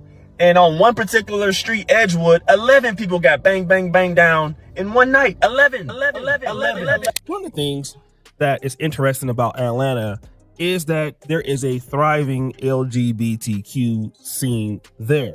Something that I've always found really fascinating about growing up in Atlanta is the fact that there have been so many events and spaces catered to gay men, and not just white gay men. I'm talking about black gay men. Like, there are active bars that have been around for over decades that is catering and specific to black gay men. And this is interesting because although Atlanta is sexually free and sexually liberal, also is a part of the Bible Belt in the South, with a lot of strong ties to historic Christianity, especially in the black community. So as much as you have people that are living their life, doing whatever they want, Freaknik and other sorts of things, you also have a very strong, devout base of Christians who are in Atlanta. And when they talk... damn it. The church. You don't see no man in there except for sitting in the front. The man, a couple in the back, they checking out Kudakata. They scouting. I need the youngest and tenderest. I know my wife in the front. I know my wife in the choir, but I'm looking for that young tender meat. This is the church. We was talking about this the other night. Shout out to Ebony D. All the hunching going on. Yeah, the church ain't what you think. Listen here, yeah. OG said, I need that tenderism. Shout out to the tenderism. Listen here, man. O'Shea, go put up that pale face, pasty dude. I don't know who that was. I don't see that. If you ask me, Sister Ebony D, where you at? We need you, sister. That pig got this pasty ninja, look like the lead singer for Led Zeppelin, talking about he Jesus. Whatever happened to the description in the Holy Scriptures? Skin like bronze, hair like wool. That ninja look like he sing for a rock group, and that ain't no Moses. Y'all get on my Moses, my ninja. Yeah, boom shakalaka. I'm triggered beyond belief, so I'm lead us here. All right. You know, folks will make the argument, what does it matter in what shade of flesh we depict them in? if it don't matter, why do y'all continue to feed us these freaking lies? If it don't matter, show us that bronze skin so that our babies can see that the creator look like them and they could grow up with some pride. I'm sorry. I'm so mad. I can't stand this. And shout out to my barber. He said whenever he was, cleansing himself of this indoctrination, he said every time he would envision a pasty faced savior, he would delete him. He said, anytime I would picture him in my mind, I would also delete him till I stopped seeing him. Shout out to Brother Brooks. That part. And shout out to Deep Thought says, too many politics in the black church. Too many pasty faced saviors in the black church, man. And too much damn estrogen, as you see. Facts. The current state of a place like Atlanta, they're going to mention this problem with homosexuality. And this young lady has just talked about it, that it's very, very out in the open. It's a very big place for gay black men to meet. And so when Christians refer to Sodom and Gomorrah, they will say, oh yeah, this is like Sodom and Gomorrah because it's Atlanta. And the reason why that is because of the homosexuality, male or female, that's in the city. And they'll talk about it in Genesis 19. Now, there is a part of the scriptures in which there were some male angels that came to the city, and the men of Sodom and Gomorrah tried to forcibly get with these guys. And although that is homosexuality, the bigger picture is that this shows a culture where violence and domination were normalized. And that's what the first guy was saying. He doesn't even have to go out to the club anymore because people are just shooting and doing whatever they want. And also, this could count as being inhospitable or cruel to strangers, okay? And so this is the bigger picture here when you're talking about Sodom and Gomorrah, not necessarily LGBTQ behavior, but what we are talking about is a lack of order in Atlanta. And if you're a person that is from a different generation, especially if you're a little bit older, of course, you've always had problems, but this sort of issue that you see in Atlanta has led to this. The scariest thing about Atlanta having 20,000 cases of HIV reported is that it's only the 20,000 that's reported. We've all heard about the glaring HIV and AIDS rates. Yeah, we talked about it, and that's what we were saying. That's reported. And like you said, what was y'all saying before us? All the migrants, illegal immigrants, that ain't illegal immigrants. Yeah, the transplants and the immigrants. Yeah, they ain't the real Atlanta numbers. Listen, y'all better quit playing. Protect yourself. Like, come on, man. Like, we should not be delivering this message. We're not supposed to be sharing, all of our, all these pleasures with everybody. Like, the physical act, the physical intimacy is intense. That's why we say things like soul ties that folks ignore, being alpha widow folks ignore. This is really freaking real. We are organic creatures, and then we swap and share organic material, organic fluids and viscera. You don't think there's not going to be a subsequent effect? And it is. Okay, take care of yourself. It ain't just trauma bonds and stuff. Also the HIVs and all that. In Atlanta. And of course, this is why people are referring it to Sodom and Gomorrah. Again, the arrogance, the pride, the extreme wickedness, the booty clapping as it is, and the corruption that is spread mainly throughout the entire society is a result of God's wrath on Atlanta. But then again, there's a wider context. Of course, you're going to have scammers. Of course, you're going to have people doing whatever they want to do in any kind of city. I mean, it happens in bigger cities. It happens in smaller cities. But then we have to look at the wider context. And one of the big problems is... Okay, I'm going to say this, and I hope you understand because I'm talking to us with love. But let me tell you something. What's going on in Mississippi and what's going on in Florida is the beginning, but it is our fault because we have been so distracted with telling our kids, go play football. Oh, go be a rapper. We're giving them mentors like Cardi B and all these entertainers and actors, and we are not teaching our kids to live. Now, this brother is talking about Florida and Mississippi, which isn't even in Atlanta, but he's talking about similar issues that are closer to them. And this is important because he's saying, listen, all of the kids, they also want to indulge in this behavior. They're not looking to be, fathers or mothers or, people that can benefit society. They want to become part of the problems themselves. Rappers, entertainers, engaging in the same behavior that is also seen in the Sodom and Gomorrah examples that we've heard of earlier. And we also know that Atlanta is a transient city. And so people that come from Florida, Mississippi, or other parts of America may also come up to Atlanta because Atlanta rewards these sorts of entertainers. It has a unique entertainment market that only a few places in the country can claim, like Los Angeles or like New York. And so if you're a person and you want to basically deal in debauchery, well, Atlanta is the best place for you because you can actually get on and get a lot of money. And I would say two things is true. That is part of the problem. So when you, especially going back some years before this stuff had starting to get so acceptable, a lot of zesty men and alternative women would leave these small towns and go to Atlanta. So people say, all right, I know I ain't going to be accepted here. I'm moving to Atlanta. And it's been going on the last 20, 30 years or however long. And y'all been accepting it. And now you got all these folks and they like it. It's wonderful here. And good luck. I ain't never think about that. Yeah. Zesty Safe Haven. And it shows is so this is the Zesty Safe Haven for melanated folk. Is San Francisco not that for the Viking folks? Yeah, it is what a TI is. It's just unfortunate. But these things are going to level out. I think maybe not in our lifetime. Enjoy it. Enjoy it while it's here. Enjoy all the unforgivables flowing through y'all bloodstream because y'all want to duplicate Sodom and Gomorrah. Hunching on angels.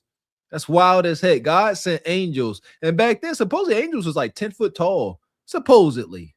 And they was like, hey, bring that big ass down here, good. Yeah, so at this point, Atlanta is, has become like a sanctuary city for zesty behavior. So it's a zesty sanctuary city. It's unfortunate. I get it now. They was trying to put these angels in the huckabuck, put their wings behind their ears. God said, you know what? Here comes some fiery asteroids. See how wild. If you do that. And now, as a Black community, people are complaining about what they see now. Okay. This is something that's important. And again, when you can't describe it, automatically that place becomes Sodom and Gomorrah. But I want to talk about something that's even more interesting. Elon Musk's father, Elon Musk, said something that was profound the other day.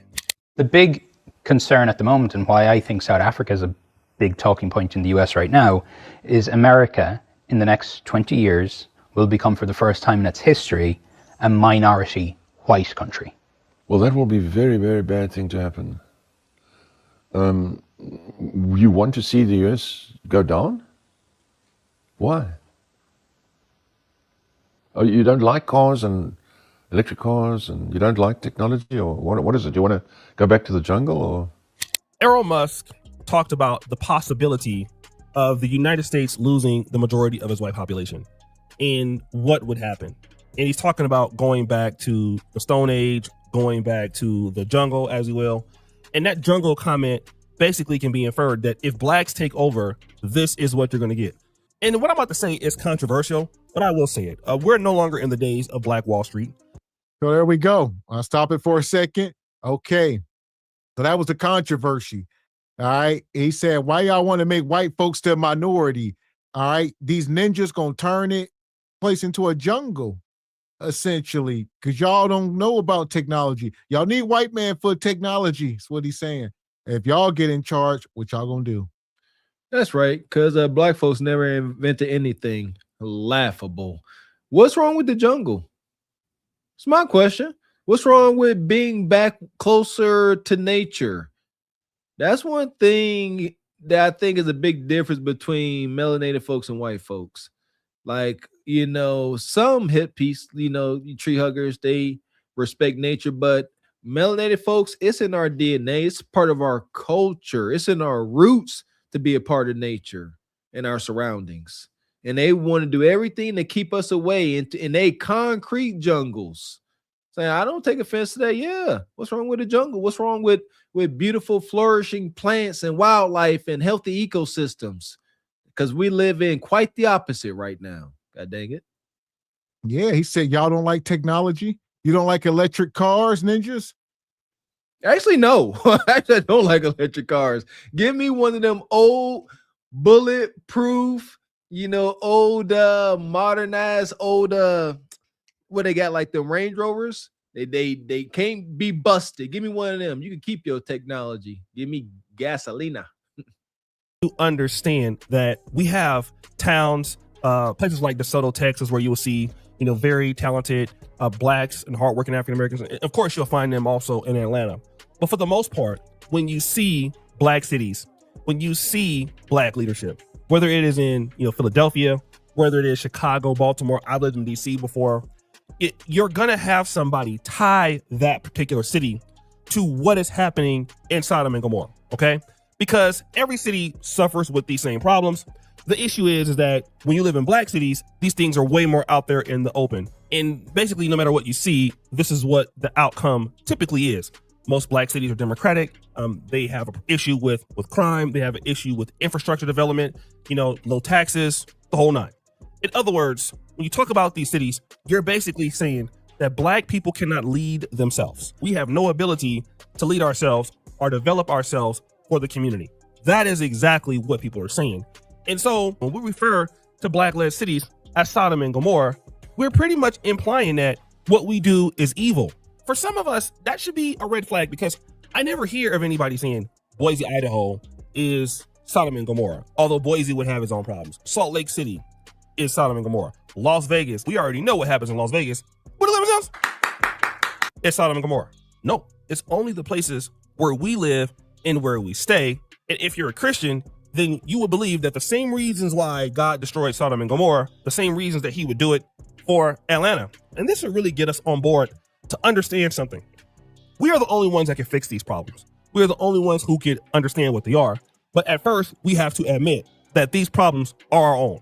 As much as we can blame anybody else for it, and of course, we've had help in our destruction. But these are the problems that, as blacks, we tend to not want to talk about as much, or blame other people. But when people are talking about black cities, especially black American, when you hear it with DC, you hear it with Chicago, this is not uncommon to refer to a black-led city as a Sodom or Gomorrah issue or an analogy is the most disrespectful thing that you can do.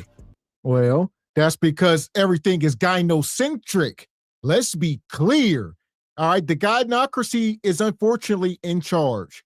So when you go to these black-led cities like Atlanta, they let these rainbow, it's liberated. Men ain't in charge. Men ain't making the rules.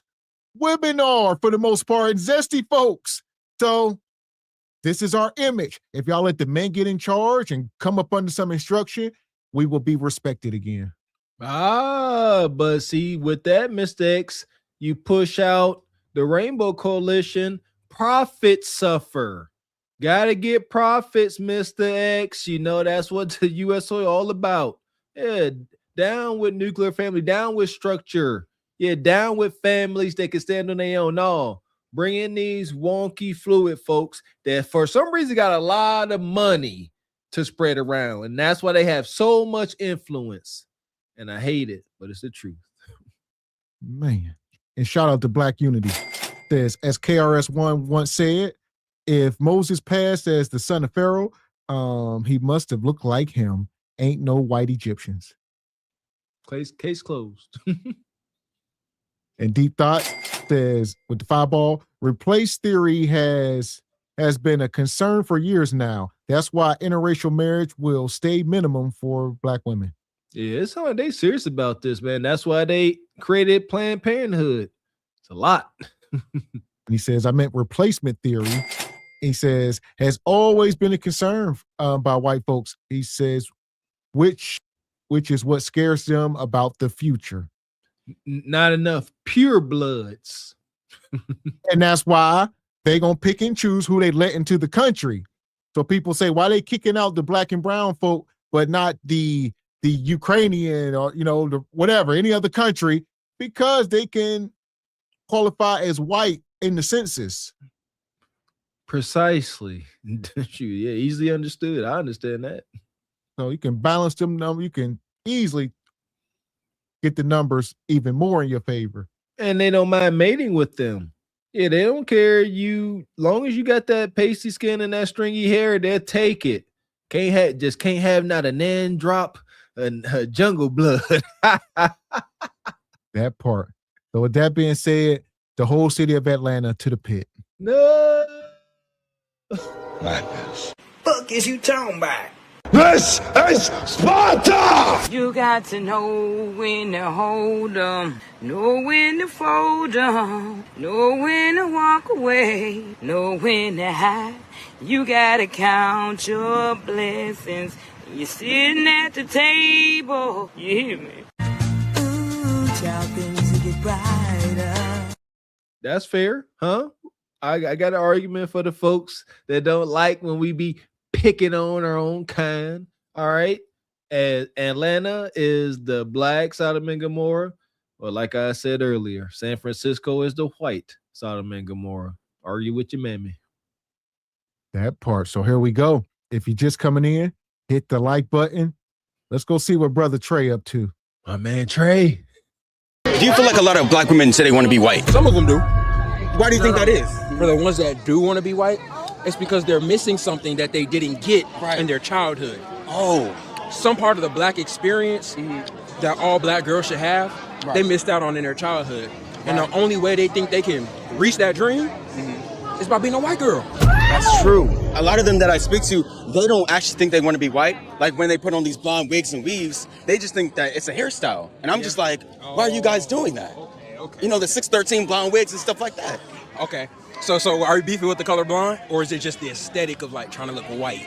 It's the aesthetic of trying to look white, because the thing about it, when we look at the black people who naturally grow blonde hair, their hair is not straight. It's not straight blonde hair. Huh.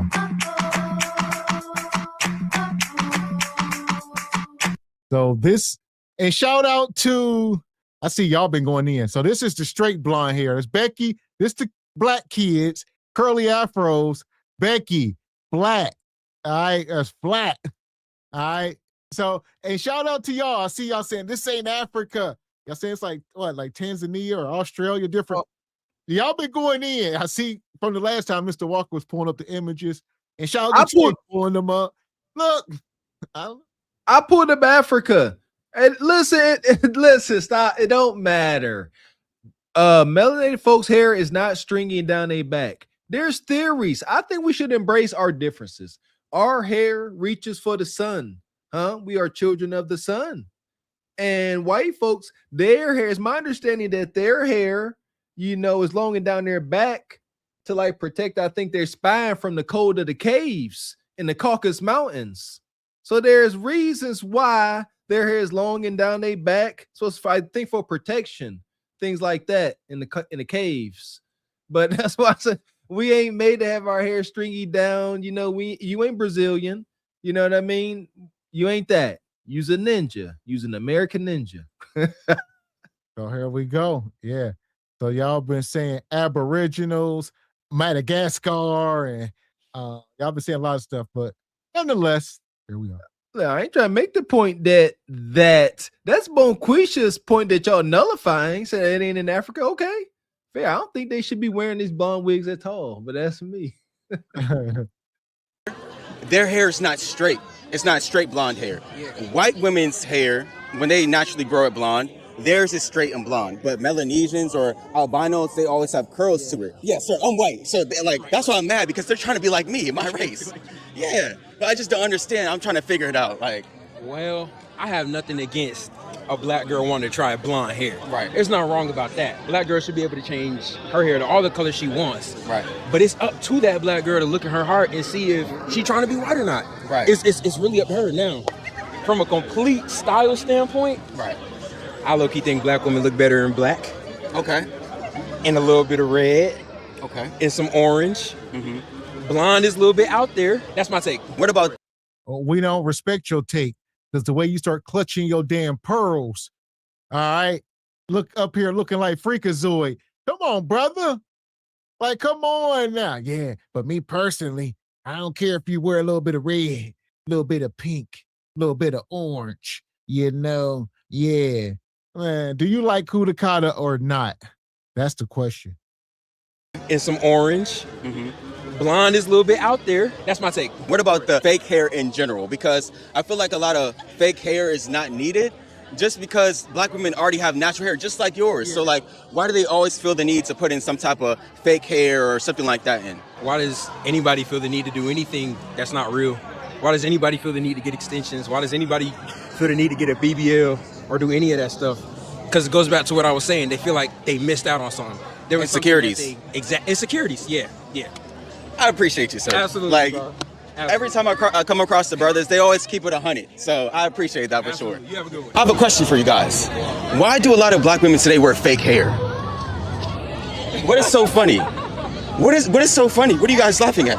Everyone wears fake hair, not just black women, white women, Asian women. But that's a deflection. Why do black women do it? Because we want to, just like they want to. Jesus. Like he said, shout out to Trey. He getting sharp, getting his type. Trey said, that's a deflection. Why? He asked you a specific question. I mean, you don't have to answer it, but you can't.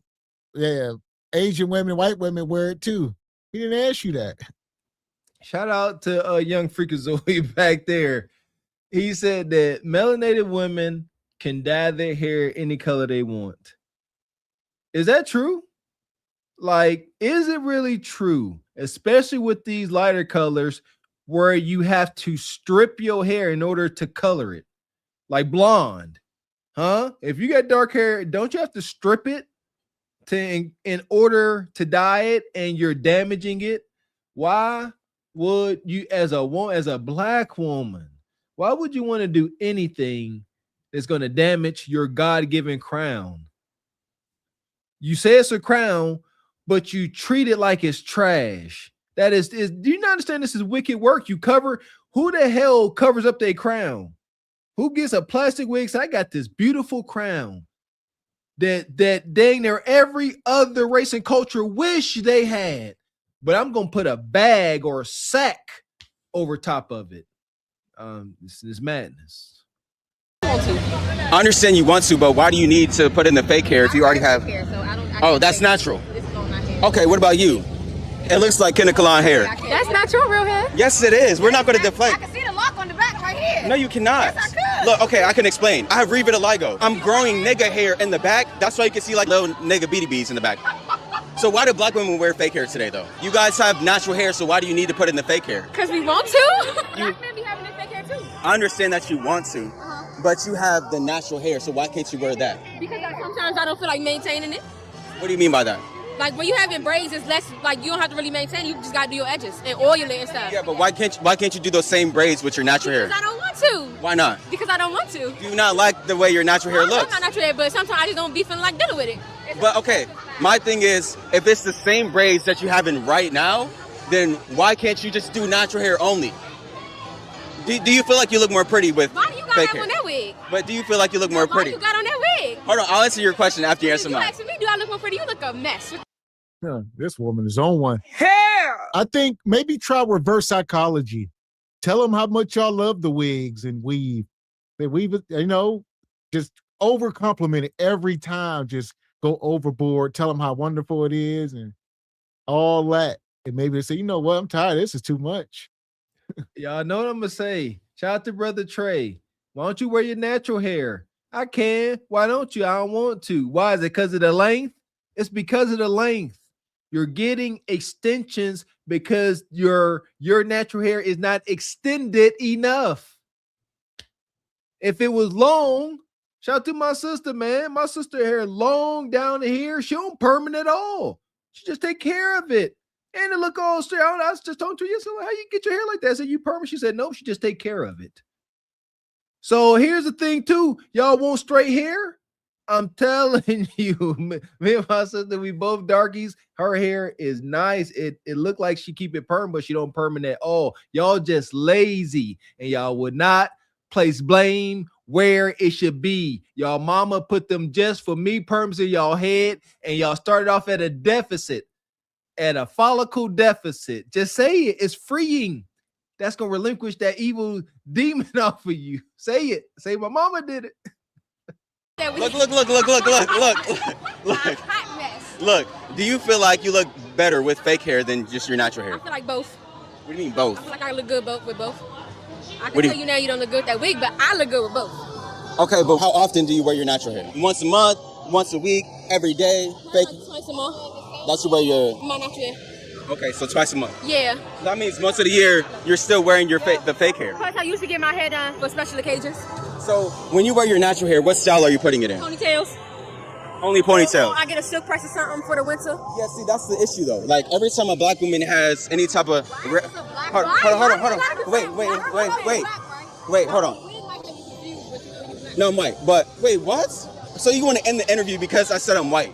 Yeah, we done. Can I ask you a question? Go ahead. Why do a lot of black women today want to be white? What? I never heard no black person say that. No black person want to be white. What's this wig? What's this wig? Hold on. So I know a lot of the, straight blonde wigs mean that they want to be white. We do not celebrate white power. I am white. I was born this way. Oh. What do you mean? Can I interview one person? Yeah, go ahead. So why do you think a lot of black women today need fake hair? What? Who said that? They say that? No, yeah, they do say that on the internet. Why you need to hear yours? Hold on. Can you answer my question? I'll answer yours after. Yeah. Probably because I can make them look better. Oh, you think?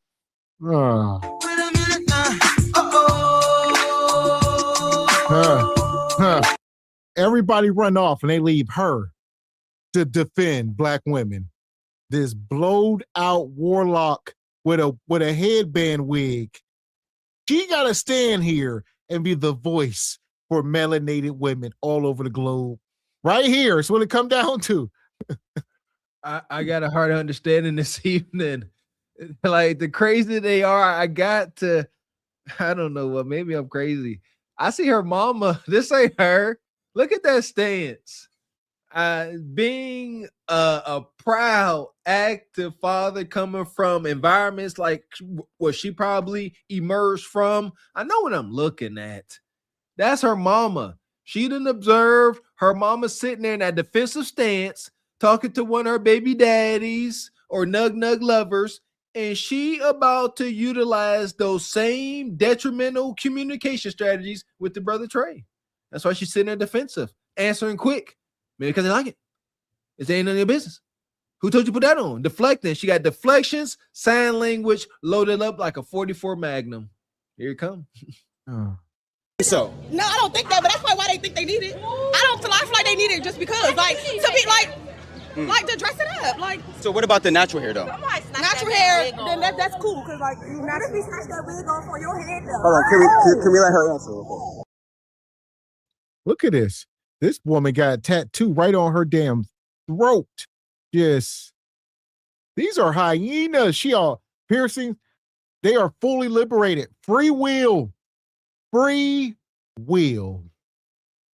Any woman got a tattoo on their neck, you done, if you got a tattoo on your neck, trying to think, it's a couple things that are for sure. You definitely done popped the plan B at least once or twice. All right. You done probably been to the chop shop once or twice. It's a lot of things I associate with them brutish neck tattoos. Extreme damage for a woman to go into a tattoo parlor and say, hit me right here with that needle. Get just all this. Give me a big, beautiful butterfly on my throat. You damaged. Can we let her answer? Natural hair is cool because like you natural, like it's just natural. You natural, like you're a natural person. You expressing your real beauty. Right. Yeah. So like, if you had to choose, would you pick natural or fake hair? Okay. Why do you think a lot of black women today wear fake hair though? Probably to look better, like I said. To look better? So fake hair looks better than your natural hair. You asking trick questions. I'm not trying to say that. Like, No. That's the question. That's not a trick question. I'm just saying what you said. I said, does fake hair look better than natural? Do fake hair look better than natural? Yeah. No. Okay, so why do you feel like you look better with the fake hair? Okay, then yes. So it does. Yeah. So why do black women need that today though? To look cute. Literally, that's it. To look cute. To look. It just make you look better. Right. Like, I don't know how to explain it. Like, Okay, got you. They want you to go. I appreciate you. Yeah, they too good up. Yeah. You have a great. Well, here's my question. All right, he's sitting here talking about fake hair, real hair. Here's my question, Bonquisha. Who got better nuggets, Chick-fil-A or KFC? Let us know. Who got better chicken? Chick-fil-A, KFC ghetto. You know, sisters like this, they pretend like they too good for, you know, the KFCs, the McDonald's, the Burger Kings. Yeah, she only go to Chick-fil-A and Five Guys if she can't really afford, and Chipotle. Yeah, that's y'all big old sisters eating them big old burritos from Chipotle. I know y'all will devastate a toilet, boy. Especially you built like this. Again, like, shout out to Trey. I got that from him. Last time Mr. X put this on display, there's in front of Chipotle, and I didn't get that joke off. They in there busting down on the burritos. I know they just traumatized the toilet. You have a great day. So with that last clip, I didn't get to ask her all the questions that I really wanted to, just because they were getting real aggressive. I walked up to the first girl, I was like, excuse me, and they got real aggressive, all because of this wig. The reason why I wear this when I'm out is to show how stupid that they look with the wigs on. But see, when I wear it, then they want to automatically, oh, rip his wig off, hit him. But then when they wear a wig, it's okay. They can't see that. But then see, then when I try to interview them and ask them questions that are deeper, they don't want to do it anymore because they know a lot of them are very insecure. That's why the girl literally said the fake hair makes me more prettier. That's why whenever you see a black woman and she wears any type of fake hair, it's always to an event or something like that. Why can't you wear your natural hair to an event? Why do you think a lot of black women today want to be white? I don't think that. Sir, but a lot of them wear like straight blonde hair that looks just like mine. Why do you think it's white? It could be Eastern Indian. No. The people that naturally have blonde hair and they're darker skin, but has some type of curl pattern, it's never straight. The only type of person that has straight blonde hair are white women and white men. So by them putting on a straight 613 blonde wig, they want to be like my people, the white people. Your people? Yes, my people. Got it. No, So- I can see it. Yeah, you're right. So why do they want to be like us, sir? I think everyone wants to look at everyone. Everyone wants to dress up like everyone. Cosplay is a thing, obviously. So people want to try out different styles. Let them try out different styles. But you don't think they want to be white? You're born the way you're born. And this is why I say the wigs ain't going nowhere, because the younger generation of men ain't standing on business like they should. They accepting anything. I mean, they just trying to hunch. Granted, they ain't really looking that deep, most of them. So it ain't coming off. And by the time they finally might come to their senses, it's too late. Shout out to Mr. X for making me realize a grim reality. And that reality is that the majority of men respectfully are either beta or simpish. But that being understood, you ain't about to get no real answers out of a brother like this. You see his demeanor. You see what type of time he on. He is the type of brother at his current state. It's never too late for reform.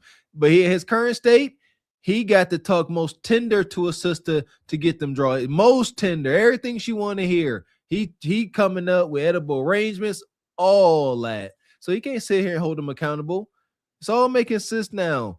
My brutish football brethren, why they got their desired outcomes, because they told it like it was. Weren't worried about hurting nobody's feelings and got desired outcomes. Salute to him. Yes. I mean, this dude, yeah, he down kind of bad, up here looking like Mick Lovin. You know, it's just, you got to get it together, dude. Mick Lovin.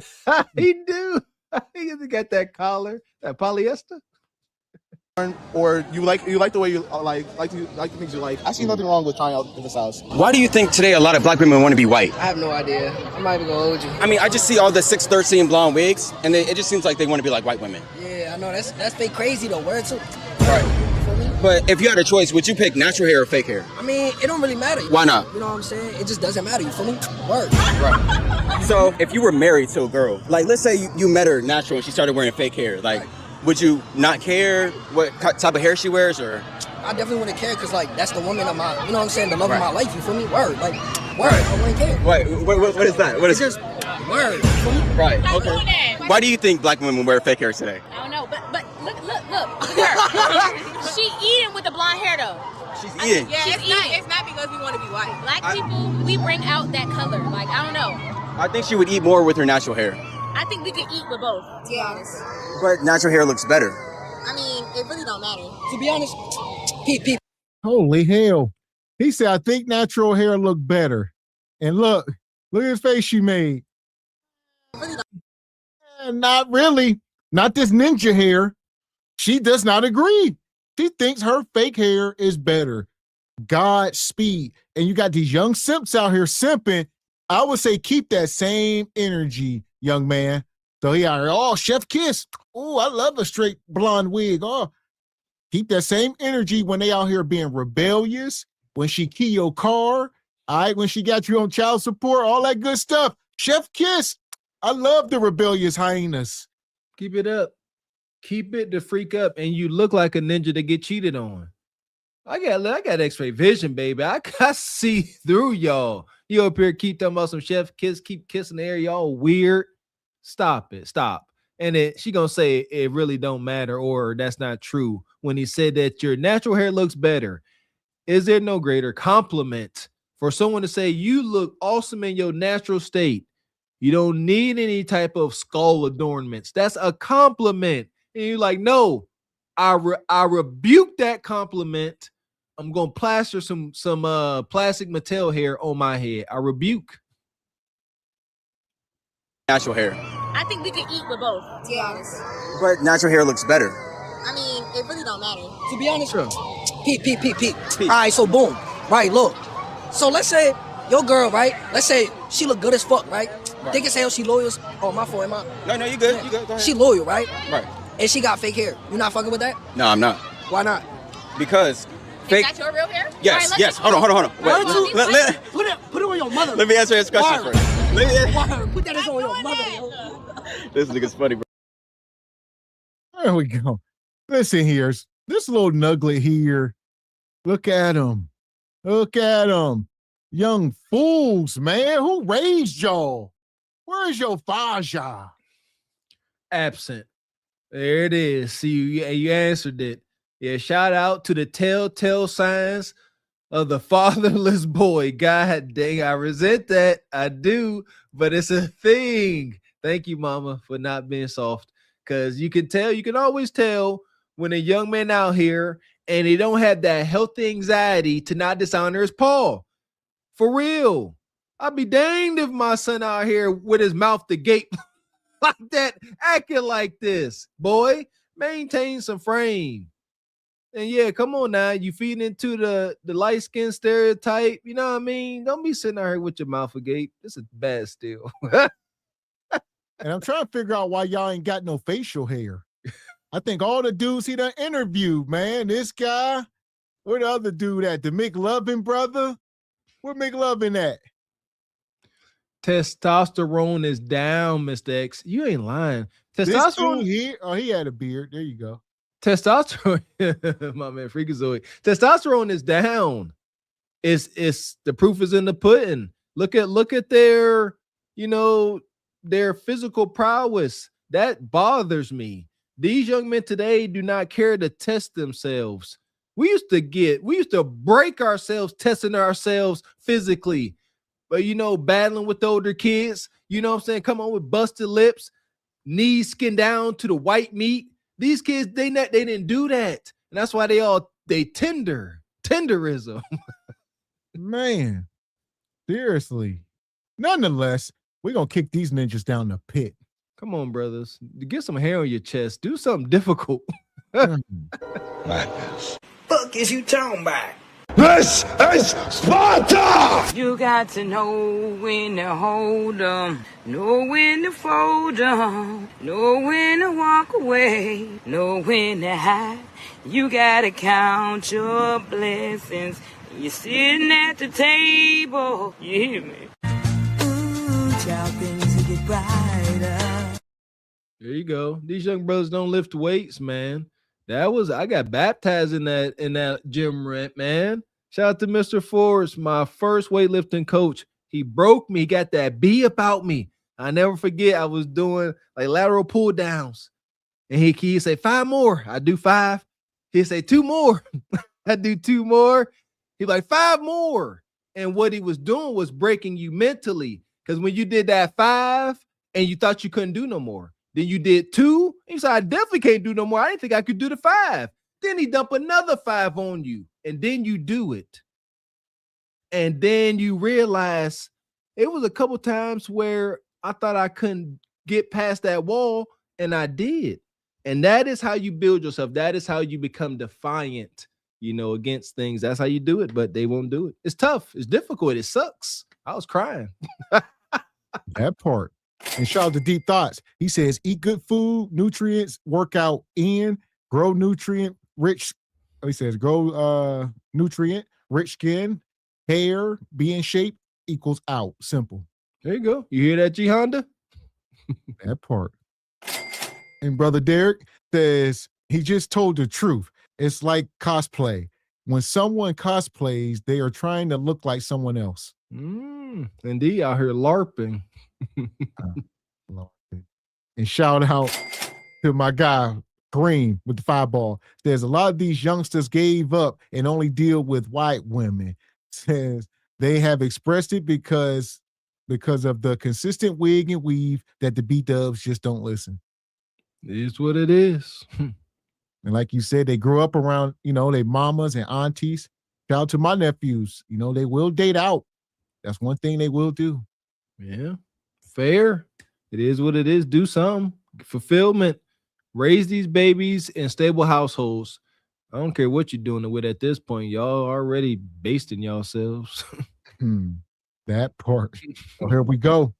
We bringing back one of our favorites here. We got Shelter Bay.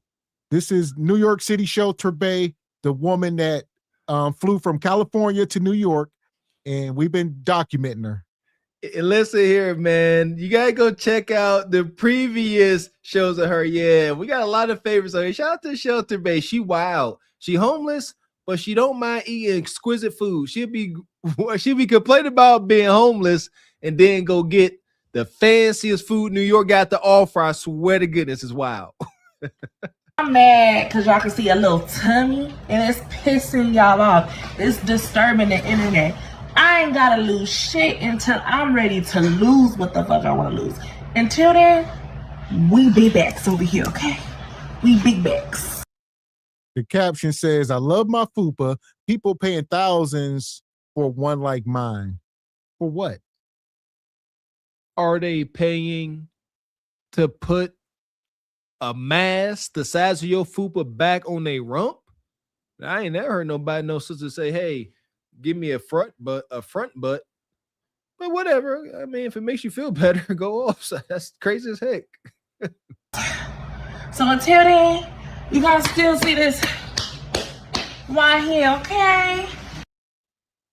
Listen, that's the problem. Because she knows somebody's still gonna clap them cheeks. That's what's wrong with you ninjas. She gonna slap her gut.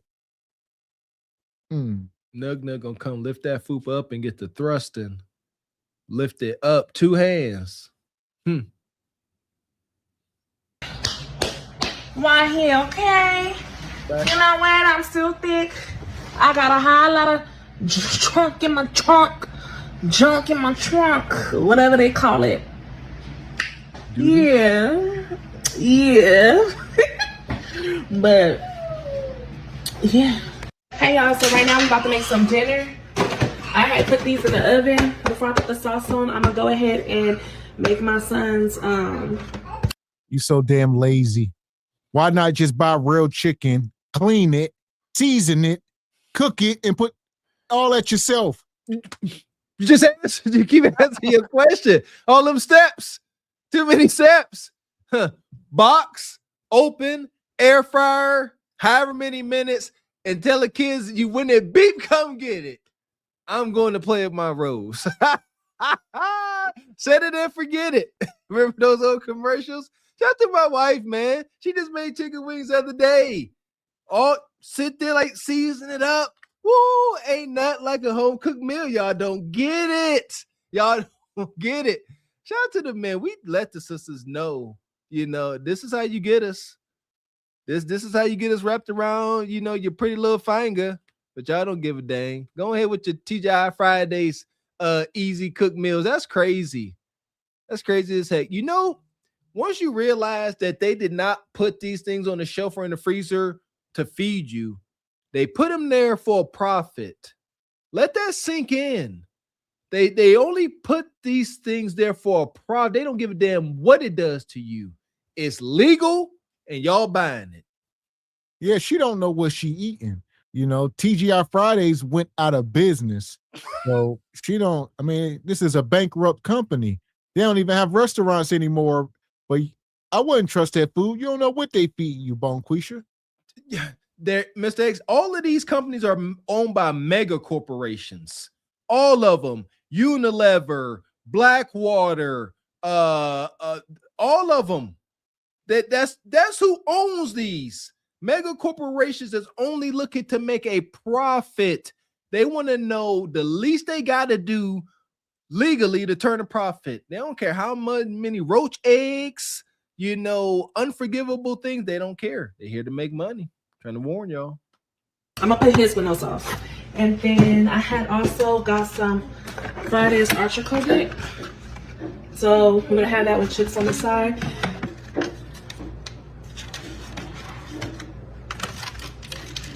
Help it, Lord.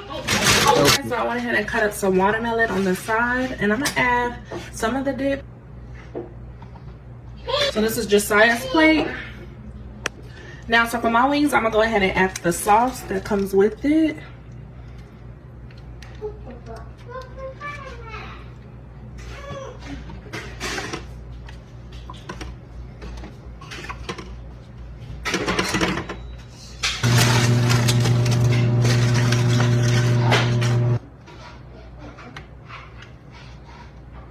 I hate that this is interesting. And y'all see where that fupa came from. He need not be eating this stuff. There should be salad, some cucumbers, tomatoes, onions, some light vinaigrette, no meat, no fries. But here she is eating garbage. You want her to cut out carbs, salt, and sugar? What are you talking about? Ain't no way. Look at them chicken wings. Most likely with whatever seasoning and preservatives and that buffalo sauce, got to be a week's worth of sodium intake.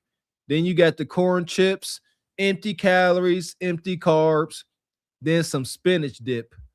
There is not an iota of spinach in that green mush.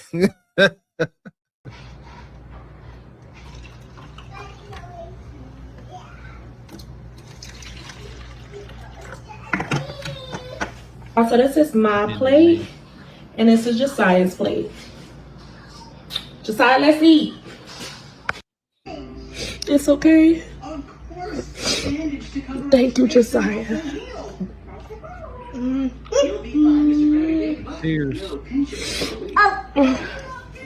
You're welcome. Now, who's next? My stuffed banana slipped and fell down. Now he's got a phone. I can't stand this. My family is dysfunctional. Everybody wants to say something negative. That is an insult. That's why I don't talk to any of them. She compared me to a sister that has mental issues. That's why I don't only talk to one sister in my family.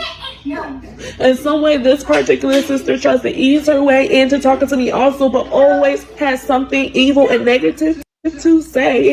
Accountability is evil and negative, because they say we've been watching you on Facebook. You done went across the country by yourself and living in shelters. It's coming off like mental issues, manic, as y'all call it. Yeah, shout out to the manic behavior. No, you ain't telling her what she want to hear. It says the jealousy be real, and it's coming from my own sister. It's not. Maybe it's not jealous of a homeless woman. They jealous of me. God, she legit homeless, bouncing from shelter to shelter, temporary placement to temporary placement. Does this not seem like she is unwell? Bonquisha disturbed? She is homeless. She is out here. She got no job. She has no employment. I don't think still. She just getting government assistance and stimulus. That is it. and she still got time and ego to turn that funky camera phone on her and say, y'all got to deal with her fupa. Does that not? Why you still got time to play and joke when your life is in disarray? You are trying to elevate to survival mode, but you got jokes. No, you come across mentally unwell. Your sister telling you the truth. Salute to her. Anything to put me down, and I don't say nothing rude to her. She loves negativity. She loves putting people down so she can feel better about herself, like she's better than everyone. We had a regular conversation between me and one of my sisters, and my nosy sister had the nerve, another sister had the nerve to see her way between an A and B conversation. Good call. And she feel like she mad about stuff that I done in the past. If you still mad, then why you come around me? That's somebody you need to ask God for forgiveness in your heart. If you don't genuinely forgive me, don't fake the phone to say hi to me. Don't try to talk to me because I'm talking to one of my other sisters. This is the gynocracy. Execute Order 66. Yeah. It's falling apart at the seams like a sheet of drywall. It's all over, Bonquisha. All right? It got nothing to do with men. No man in the equation outside of her baby daddy. All right? And even he be trying to see his kid and do something, but that's a whole nother story. It's her sisters, her mama. Me and my sisters and my mama, we fighting. And I see one of y'all say, how you homeless with sisters? Huh, the gynocracy. Told y'all they were lied to. That this is where they get just an atom of sympathy from me because I acknowledge they were lied to. They mamas and aunties told them that their love was unconditional. They love you no matter what. They gonna ride with you right, wrong, or indifferent. And then you got real wrong and indifferent, and they kicked your tail to the curb when you was with child, walk around with a little nuggly in your decrepit tummy. They said, oh, we got you. We gonna hold you down. You don't need no man, just like we don't need no man. Then that baby came out crying, wanting food and pooping. And they said, hey, I know what we told you, but why don't you find somewhere else to go? Y'all, this is annoying. So I get thrown in my face. That's why you're homeless. That's why you don't have nothing right for you and your kids and all this other stuff. Like trying to hurt me. What are you getting out of that? What is throwing low blows to hurt me for? For what? What is your intention? People are just so even cool. And then when I say something back, oh, I'm the bad guy. I'm the bad guy. I can't stand my family. I can't stand them. They've been nothing but dysfunctional. They stress my mama out to her deathbed, stress my father out to their deathbed. They don't know what family is, and everybody often care for themselves. I have no family. And then I get thrown in my face all the time about how I chose a deadbeat father. Huh.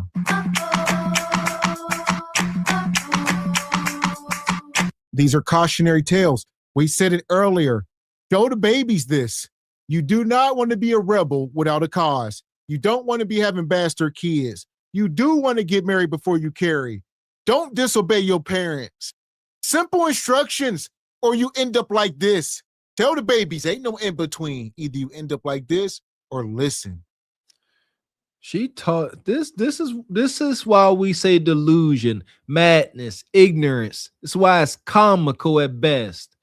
She's stating that her other siblings are driving their parents to their deletion bed with what they're doing.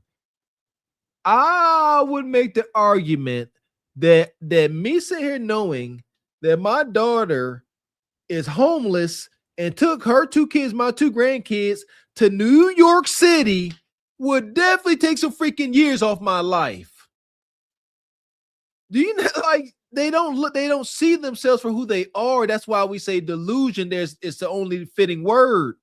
You are the most stressed. You are stress walking. You are an unresourceful single mom with kids, and you move to NYC. Like that's really crazy. It appears to be panning out for now? Question mark? Y'all got a roof? Y'all eating? That's panning out. I don't know about the kids going to school. I don't know what's going on. I get thrown in my face. Oh, I don't have a deadbeat father. I get thrown in my face. Oh, I don't have a deadbeat father. I'm not homeless. Well, what does that have to do with anything? Does that make you feel better? For no reason at all. Let's go find the next vegetable Mrs. Becker needs. No reason. Who am I dating? Okay, cool.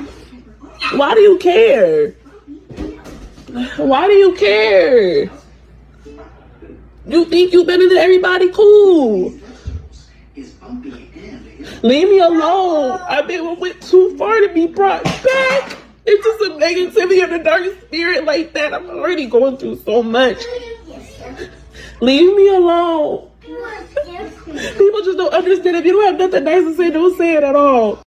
And I'm not the type of person to mess with people for no reason. It's always I get picked at, and when I clap back, I'm the bad guy. Clap back. And we always ask this question: who can hold them accountable? Who? Like, seriously, their own family, your own sisters can't even hold you accountable. Then who? I would assume they love you. Who can hold her accountable? And they trying. That nobody, Mr. X. We've come to that conclusion. No one can hold them accountable. The data shows it. If you are, because here we go. Her sister trying to reach out to her and let her know to change her ways. Most likely her sister ain't rich, you know? Most likely out here trying to figure it out too. But she said her sister trying to hold her accountable, and she claps back. Her sister like, you don't need to be out here eating fancy New York City cheesecakes and lobster, you know, wontons, and you in a homeless shelter. And sure, her response like, well, when you just about to get evicted 2 months ago, that's how they talk to one another. Whoa, you talking about my madness? Well, I know about you. Huh? Yeah, didn't you just get repoed? She like, girl, I'm trying to help you. You can't tell me what to do. If you're on a level, you shan't not say nothing. And if you have made it out the muck, if you dare say something, now you just punching down. Nobody. Man. And shout out to Kareem.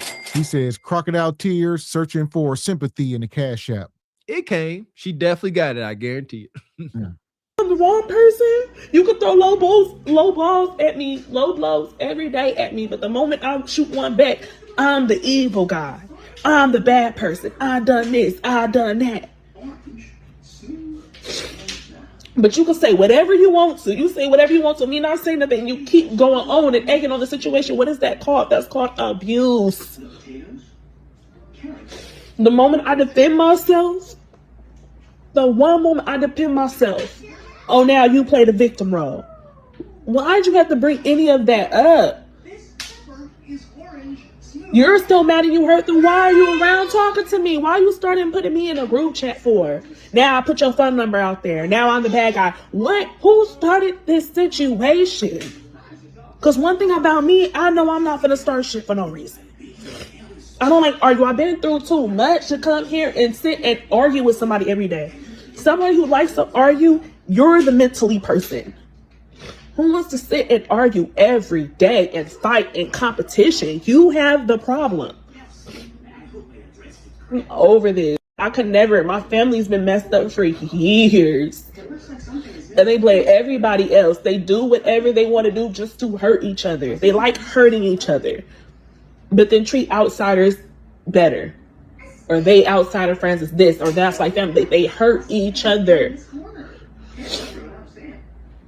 Hey sis, let me tell you about this man who tried to pimp me out. I'm walking on my way to the corner store, and as I'm walking with my 2-year-old son, this man approached me in a car. As I'm walking, and he driving a Mercedes-Benz. He trying so hard to get my attention, and I'm just focusing on the road, minding my business. I'm just making sure I'm walking to my destination safely and sound with me, my son, and God. He ended up parking his car and walking up to me. At first, everything seemed normal. I'm not gonna lie, he a little nice, handsome, said all the little right things. Sis, you know how it goes, acting like he cared and shit. He said I was too pretty to be walking and he wanted to help me get on my feet. But slowly, I started noticing red flags. This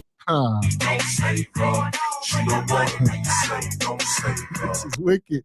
She said some dude tried to PIMP her out.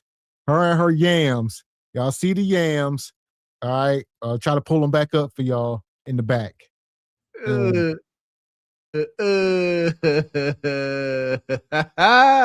Oh my goodness, effing yuckity. I tell you what the red flag was. It's some truth here. All right. This guy looked like he had his life. The red flag was this: the fact that a guy that appeared that he had his life together approached you and told you you look too good to be walking. That was the only red flag you needed, because you knew. See, she can't say that. This dude that came up to me, told me I look too good, and I know the way I was looking and smelling. That was a red flag. He got to be trying to get something out me because I ain't worth a dang. That's the only red flag that was present. Man. A big old booty, and everybody says she's a fine booty. The booty is where the doo-doo is, boy. That's wild. He ended up parking his car and walking up to me. At first, everything seemed normal. I'm not gonna lie, he a little nice, handsome, said all the little right things. Sis, you know how it goes, acting like he cared and shit. He said I was too pretty to be walking and he wanted to help me get on my feet. But slowly, I started noticing red flags. He would ask weird questions about money. He also brought up how I could make some quick cash by shaking that ass. But I brushed it off real quick, just thinking he was talking. But I told him I'm good. I don't like to share money. And no offense, I don't need you to make money. So after that, we exchanged numbers. He texted me again and said, story time for the man who tried to pimp me out, part 2. And if you just seen this video, you gotta scroll down and go watch part 1. So the guy ended up texting my phone, right? And he straight up told me he has a way for me to make some real money. Even though I declined like...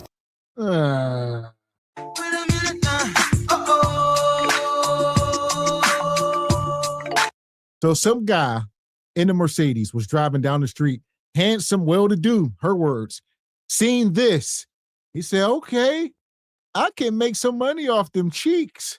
He said, hey, he was straightforward. He said, you look nice. You trying to make some extra cash? Selling Kudakata. Y'all can think what y'all want. I'm not as gullible as I was yesteryear. They exchanged numbers. Understand me well. If she don't take the bait now, it's always on the back burner. If things go to doo-doo straight bad, she gonna sit there and she always gonna have that option. She'd be sitting there and she'll be like, girl, I gotta play. I know what come along with it. I think I got no choice. I got to call her. I'll say, look at the back of them heels and them ankles. You need some of that Ebony Dean oil. All right, she need go get a what's that? A pedicure. She needs some Lucas. She needs some Lucas automotive oil. That's rough. 3 times in person about this. So when he said it again on the phone, I froze. Because the way he was talking, I knew exactly what he meant. This was either dancing or selling my... How is this part of the video? You up here acting like you modest. You turned down this PIMP, and then you come put your whole ASS in our face as you talk over the video. You couldn't find no other shot. Like this had to be it. I love it. I love it. Man. I love it. They're not gonna stop. They not. They gonna find. They're not even crafty. They're gonna be very opportunistic when it comes to showing their hiney and their genitals. They busting squats in front of the camera, poking it. You're gonna see it. They're gonna find a way to advertise the goods. Shout out to the simps. Right now, a simp seen this. Well, whenever this aired, whenever she showed this, and he was like, yeah, I got a couple dollars for you. Yeah, some shea butter or something. Bottom line, he wasn't trying to help me. He was trying to use me. Y'all, at that moment, my heart dropped. That's where, Jesus, she gonna keep. That's where I don't agree, Bonquisha. He gonna say he wasn't trying to help me. He was trying to use me. Then she bend over. He was trying to help you. Shout out to Marcus and that with the other woman.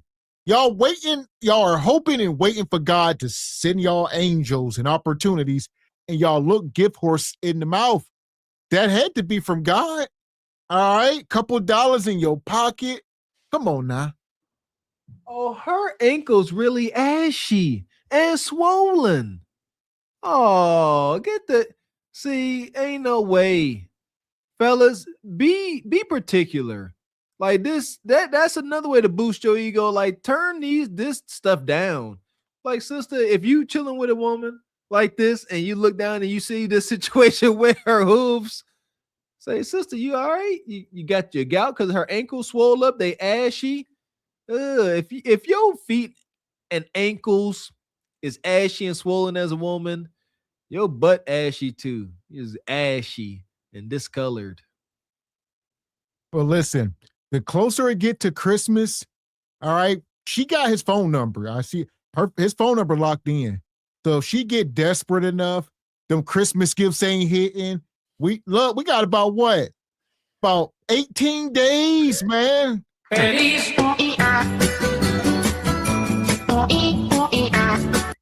Yeah. So that's when that coup each day the price go down. Hey, this OG, he's seen them ankles. He said, you definitely will beat these streets.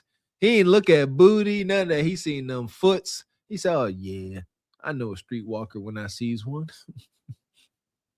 I sat there thinking to myself, like, he really think I'm Boo Boo the Fool. Like, I'm some young girl and, yeah, I need to make some extra money for my son. I shouldn't be walking. Like, boy, bye, boo. I'm almost 30. I let him know who I was. I let him know I wasn't that type of girl. I hung up the phone on him. On my soul. Because one thing about me, I may be struggling, but I'll never sell my soul to survive. And if you listen to this and somebody try to take advantage of you, walk away because you don't owe anybody your body, your peace, or your worth.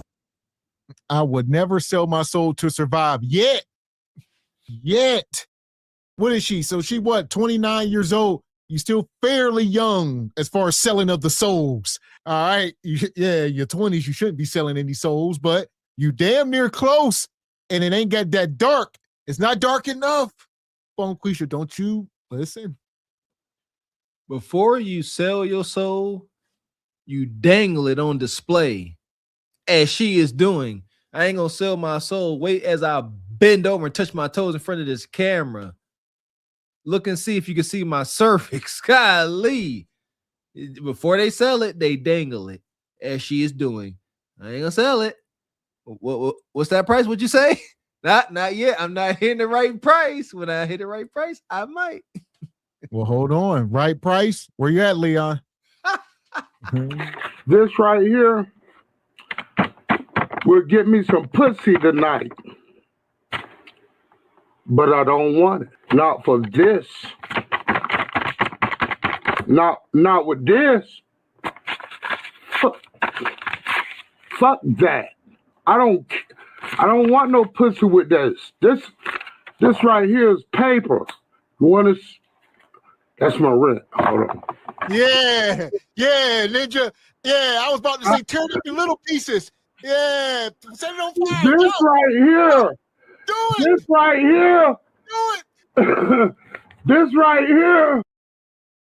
Shout out to Leon King, man. Where's our layer master? Ain't seen him. Yeah, it's been a minute. We need another what do you call it? Safety check, health wellness check. Who tend to check on Leon? Rose, one of y'all designated to check on Leon. Michelle, one of y'all sisters. Cause he ain't gonna respond to us. We men. Go ahead, say something sweet to him. Get him to emerge from his layer. Seriously. Yeah, we like to do a welfare check, so check up on them. We got some super chats here. Money. We appreciate you, Rachel. Better say it 3 times. Says Gianna needs to fly to NYC, find this BBW 304 in the Bronx, and do an interview. Bring her Vaseline for her ankles and his knock knees. He can use his infield journalism skills. Hi, Gianna, be scared. She put that blackberry cobbler on you.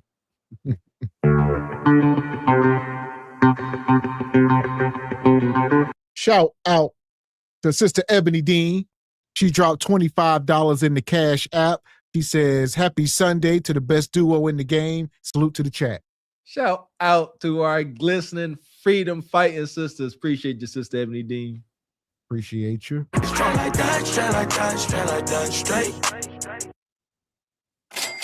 Shout out to Deep Thoughts. Appreciate you.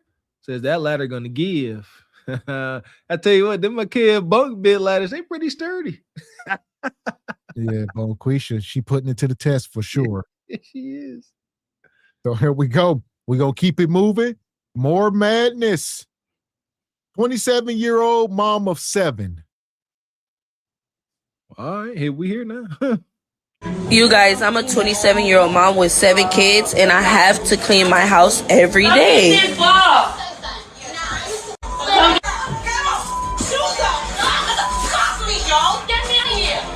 What's on the TV? Love and hip hop.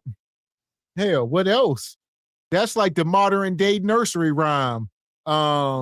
Stevie J and Bonquisha and them on there fighting and throwing kudakata and feces at each other. Yeah. How can y'all function? How can you function? She yelling, the TV yelling, everybody just yelling. Ooh, ain't no way, Lord. Ain't no way. No peace. Ain't a nice, pleasant candle lit. No pleasant sounds. Just scream. The kids already gonna be loud. She got 7 of them. My gosh. And now you got the TV screaming. Everybody overstimulated. I'm overstimulated. I'm sorry. Come pick this shoe up. Maya. He definitely said that he loved. This is giving me PTSD. Shout out to my mama. Jesus. That just took me back, sweeping up trash into a pile. My mama used to sweep up trash into a pile and then leave it there until she was ready to sweep it the rest up. And we would go running through it, playing in the house trip, and then you're going to get beat if you trip. Oh, man. My mom was notorious for sweeping up trash into a pile and then say, I'll finish it when I'm ready. Don't disturb it. My mama too. Saying, I hate this. I hate these parallels. And it's true. You better not knock it to see it because it's like she be sitting there waiting for you to bump it. And then she get up, ball her lip, bow. And my mama was fast. You wasn't getting away. You know what I mean? And she struck with precision and accuracy. The ghetto. Why won't y'all just put it away? Because I got so much trauma. Y'all couldn't wait to be on your own so y'all could do whatever y'all wanted. They were being rebellious. Our parents, our moms were being rebellious to their parents, but we had to suffer. They'll sit there and sweep, and then they would say, my mom used to make me sweep. I'm going to leave it here. Can't nobody tell me to move it. And then we hit it, and we getting our beat down. Welcome to the hood, baby. Rites of passage. He definitely said that he loves our music and he loves our vibe. No, put that down. You tried. Cool, yo. I'm not stop being a dick dad. Not really. Yeah, really. This is what I get for being a cool. I have beef with me forever. Bad bitches doing that? Off any planet. We all face situations that look impossible. I'd love to send you my book. In Great Wolf Lodge, there's excitement. They gonna fight you? Not care. Like, go on, be lying about the bitches that you don't like. Oh, hell no, I'm going to And that gut is egregious. That gut is egregious. Because when it come up out the damn spandex, that thing go boom. It's gonna flop and oh my God. They gotta be like sweating up under that fupa kudakata. You gotta keep a shaved kudakata. Because you can't have no hairy, musty kudakata. And that hair, you see what I'm saying? Gotta be shaved. Because once it's hairy, it's gonna get musky real fast. Is she a Hispanic sister? What do they call the big back Hispanic sisters? Torta? Is she a torta? I know her man is. So she got a guy. I don't know if they got all the kid, but he is. He might have got deported because I ain't seen him. So ICE might have got him. Golly. God dang it, ICE. She complained coming on talking about she got to clean her house every day. You got 7 kids. I would have to say duh. But I would imagine, we got 4, so we got to clean every day. But I would imagine if you got 2 kids, especially, toddler age running around grabbing everything. You got to clean every day. I think that comes with the territory. She got 7 kids, seven dwarfs, and she up here complaining and surprised. I got to clean every day. That's actually not true. Some days you got to clean twice a day. You know what I mean? A little cleanup in early afternoon, then in the evening. Yeah, that's why you end up with piles of trash. You got 7 kids and you don't clean every day. You clean maybe, every other day, every 3-4 days. Tell the truth, shame the devil. Torta.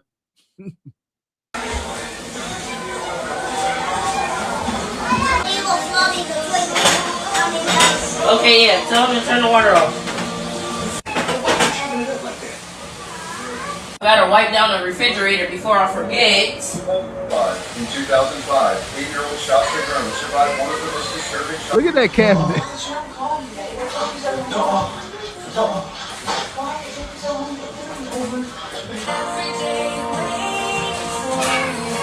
That was the studio cabinet.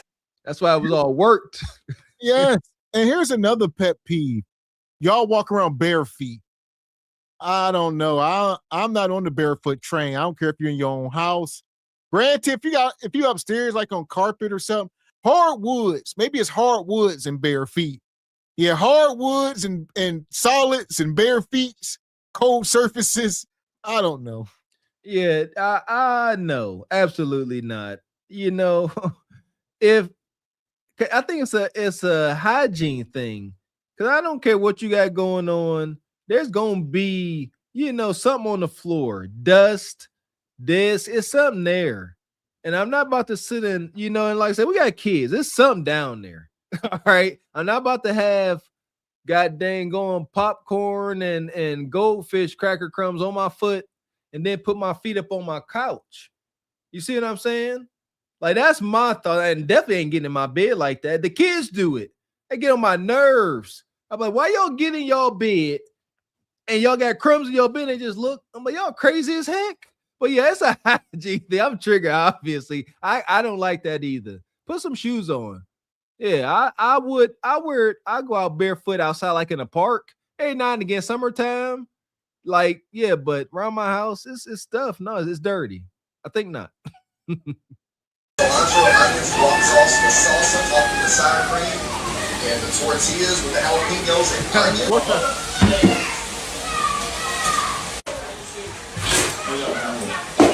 That's not.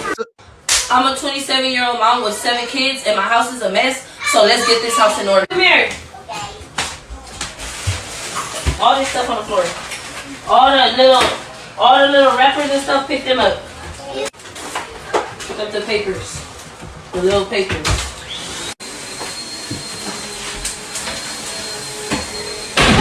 I gotta wipe the table down, but I want to get everything swept up first. How big is that house? Her and 7 kids and a man, allegedly 9 people. They probably got 3 bedrooms. I mean, It is what it is. You got to make it work, but geez, quit playing. 3 bedrooms at best. 1 for her, 1 for all the girls, 1 for all the boys. Done and done. Fair.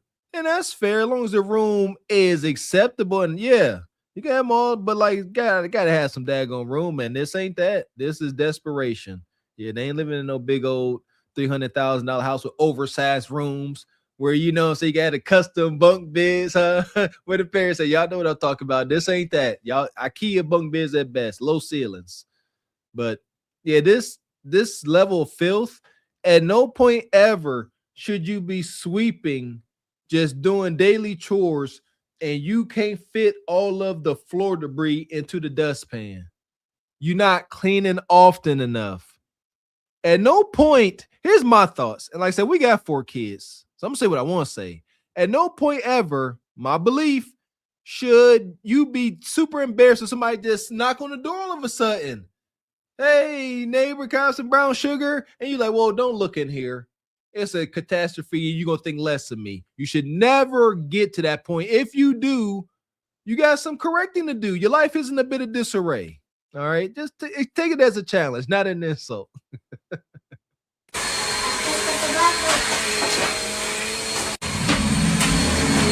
Hey,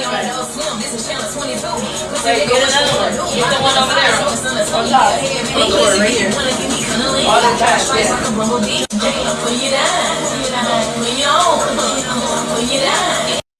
Y'all be doing this in front of the babies. Y'all gotta stop. Y'all gotta stop. I realized that these babies, before they really learn too much educational stuff, they'll know how to do a dance. They will. I hate that. We put it on display. These babies will know whole dance routines before they know the alphabet, simple math and subtraction, simple addition and subtraction. Man, that's wild. I take so much pride. My babies don't know none of these dances. That is a parent like badge honor. My kids don't know none of these hood dances or songs, but they know long division. Shout out to my baby. Shout out to my wife. You want me this? Get your bottle from under there.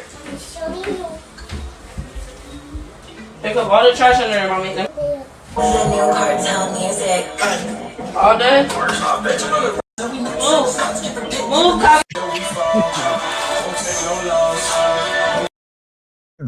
They're sitting around watching Love and Hip Hop and listening to hip hop and no dishes, just a plate and some utensils.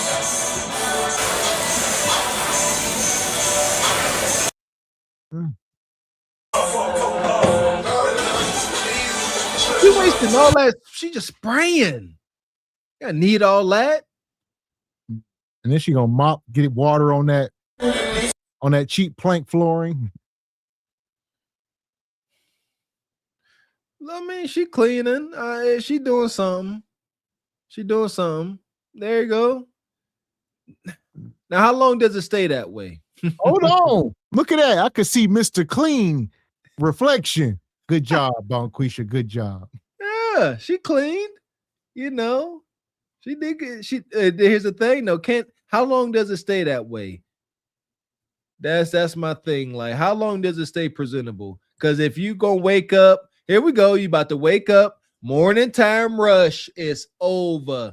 By the time she leave the house and kids go to school and daycare, it's right back to square one. It's over. All right, you guys. Today I had a long, busy day. I just got home. I need to wash these clothes and go take the kids to get some food. So let's go. Hurry up. You can carry your own basket. That's your clothes and your brother's clothes.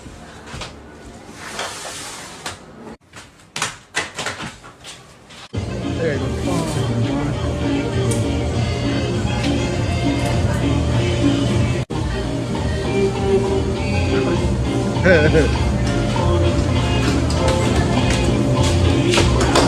Wow. This is too much. Bonquisha built like Cactus Jack. That damn Mick Foley. What the hell is going on, man? Like, and she live in like some kind of Spanish town somewhere. I don't know what city she's in, but Manuel got a hold of her and start popping babies up in her. That laundromat hustle is rough, boy. Oh, I do not miss that. That was terrible as a kid. Gonna have to go to the laundromat already, you know, high strung trying to go play, and you just sitting at the laundromat. That was the worst ish ever. And I never forget, man. My mom was real big on keeping the whites white. And we had a load of whites, and there was this one dryer. And if you put the quarters in, so you put enough quarters in for one run, and you could put another set of quarters in for a second run in case you had a big load. Well, with this particular dryer, it will overheat if you put in a second one right after baby. You had to let it cool down. I didn't know. It's a freaking project baby cat. I didn't think about this. And I remember my mom saying something. I ain't listening. I put the quarters in, let it go. And it's just like it was smoking, but we was kids. We sitting there, and she come in. We playing laundromat. She done went off somewhere. She come back in, and me and my sister playing around, jumping on the tables, and the dryer just smoking. Her whites was charred. It was just charred, man. We got beat. Yeah, memories.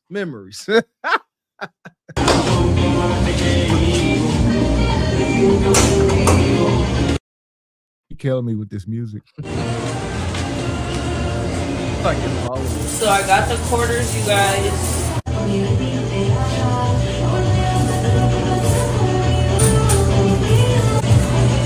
My favorite soap, you guys.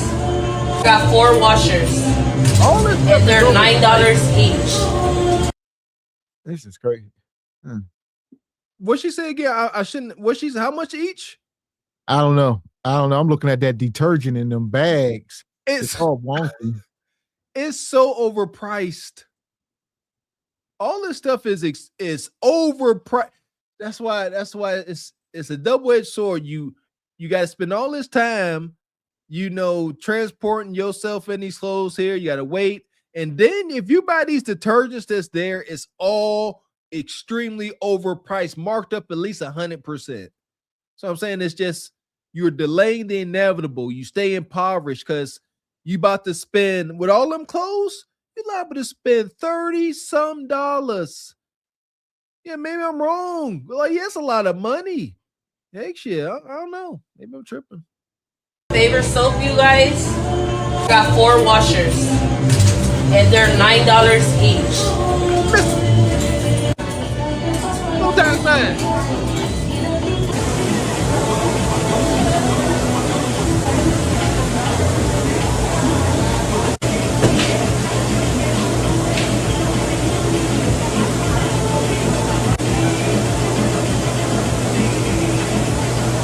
$9 each. Plus the detergent. You guys, I literally have all 4 of these washers.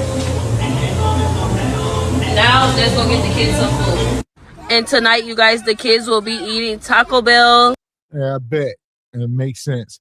But yeah, $9, that, like you said, just for the wash. Then you got to dry them. Probably another $5 each to dry them. And detergent and all that. You're going to spend about $60. But them is some big industrial size washers. So you can get like 4 loads. You can get pretty big load in there. So you better get all your bang for your buck. I'm sure she is. It's the dollar still a dollar, still 4 machines. $36 just for the wash. That ain't including the detergent. You had $60 by the time you walk out of there. That is not economically sound, man. It's $60. And like you said, and if you had some kind of decent credit, that's why credit is important. You can go to Home Depot or somewhere and get a store card and get you a brand new washer and dryer. Probably come out there $900, something on the low end, less than $1,000. Your payments will be $60 a month or whatever for, $70 a month for 12 months. Interest free. So what you spend in a week, you will spend in a month by getting your own, but you probably ain't got no credit and you can't do it. Thank God for some common sense and college education. I survived off of good credit. Survived, man. Just recently in our home, our boiler went down. They be wanting $10,000 for this madness. But whenever you know how to do it yourself and you got some good credit, like Gavin said, you go to Home Depot, you make the proper purchase, and you cut the cost to make these home repairs or buy appliances, you cut the cost more than in half, fraction of the cost. Yeah, it's not sound to be going here and doing this hustle. So they most likely should be doing this at least twice a month. I would imagine to keep up at least, if not more frequent. Let's call it twice a month. $120 a month she spends on laundry. That's extreme, I would think. 4 of these washers. Now let's go get the kids some food. And tonight, you guys, the kids will be eating Taco Bell. All right, you guys, come with me to Walmart to get some new clothes for the kids. Jordan said that his pants are too small, so let's go get him some bigger pants.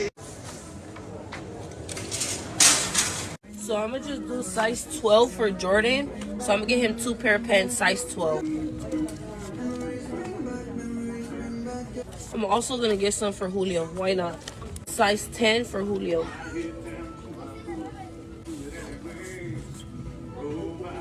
I'm also gonna get them 2 pair of these shirts. I'm gonna get this color brown for both of them. So I'm gonna get 8 for Julio and I'm gonna get 10, 12 for Jordan. And the same with these white shirts. I'm gonna get a size 8 for Julio and a 10, 12 for Jordan. I also need some more washcloths. So they have these cute jeans for $12.98. I'm gonna get a pair for Maya. These are cute. I'm also gonna get Maya this unicorn shirt right here. I'm also gonna get 2 outfits for Julia. Brown pants, size 14. And I'm also gonna get her some of these. I'm also gonna get Julia this Wednesday shirt. And I'm also gonna get her this shirt right here. And this is where I will agree with Bonquisha. Now she going up my alley. She's in Walmart and some of these places shopping, $3 t-shirts, $8 jeans. I don't know where y'all got off thinking y'all kids need to be wearing designer clothing, Gucci and Louis belts and Air Jordans and designer hats and glasses, earrings, chains. Y'all need to be going to these, Target or wherever to get these cheap clothing. I don't know why y'all got these kids wearing designer stuff. Egregious on all accounts. Makes no sense, especially if they're going to grow out of it before a year. You can't make sense out of it at all. Yeah, shout out to Walmart, man, and hand-me-downs. Walmart, hand-me-downs, good old clean hand-me-downs. Y'all tripping. The red, white, and blue store, the thrift store, daggone right, especially for kids. There be good stuff in there for kids, but y'all too good. Yeah, Walmart, that's brand new stuff. That should be y'all last stop. Ross, dress for less. There you go. TJ Maxx, talk about it. Tell the truth, shame the devil. Out here got little kids with Gucci belts on. I'm also gonna get the babies an outfit because I have to. Like, I'm gonna get one of these outfits right here for Makai. Sweater right here. He loves cars. I'm gonna get him these pants right here. And I'm gonna get one of these outfits right here for Macavia. I'm gonna get her this pink shirt right here with these leggings, you guys. And I'm gonna get this outfit right here for the baby. That's literally everything that I need. This is the total, you guys. But hey, everywhere is expensive. Y'all, stuff be expensive. $180 and all I got is one bag full of clothes. But I'm grateful I'm able to do this for my kids. You guys, I'm a 27-year-old mom with 7 children, and today... Yeah, like you said, she need not. You need not. You should be $187. You need to be at some shelter. You need to be getting the free stuff, Salvation Army, wherever, these thrift stores. Yeah, this is where you need to be. Shout out to Jay Prince. I've seen him do it. He go in there, they be giving him socks, free stuff, anything he need, just like he goes shopping for the foods, the same thing with clothes. You go in, take what you want. They got, little racks, look like a store almost. Just like that pantry looks like a grocery store. So it's a mind F. You feel like you shopping and you ain't paying nothing. Yeah! Boom, I'm a green dot. I need the green dot selection. Shout out to JP with his wild self, man. Yeah, this that, like I said, that Walmart. I understand that maybe some of the cheaper clothes out there, but that still ain't your lane at all. Hand-me-downs, church charity events for kids. It's absolutely no need. If you ask me, I think it is bass backwards to put a child in designer clothes, especially if they don't give a dang about it. You know what I mean? It means nothing to them. It means something to you, feeding your ego. They're going to grow out of it. It's no need. If you ask me, I said, the only thing we need to really care about is what we put on our kids' feet. I'm big on that. We don't want to skimp on stuff that's going to have their feet messed up. Don't put them on Bobos and stuff. But still, that don't mean Jordans. Just a good quality shoe, some Lee dungarees, a nice white t-shirt, a little boy good to go. Like, why you gotta have on, YSL and Louis Vuitton? That's great. I'll be seeing it. I don't knock off or not. Don't do it. But I'm grateful I'm able to do this for my kids. You guys, I'm a 27-year-old mom with 7 children, and today I said I'm gonna get up and clean this house before I go to church because there's no way that I'm leaving this house a mess. No, I wasn't frustrated, but I was just looking at the mess like, why do these kids do this? Like, I don't understand. I always tell them to clean up, and for some reason, every single day, there's always trash on the floor. And like I said before, I make my kids clean up. I tell them to do their part. But hey, it is what it is. I love my kids, and I'm going to do my best by keeping this house clean.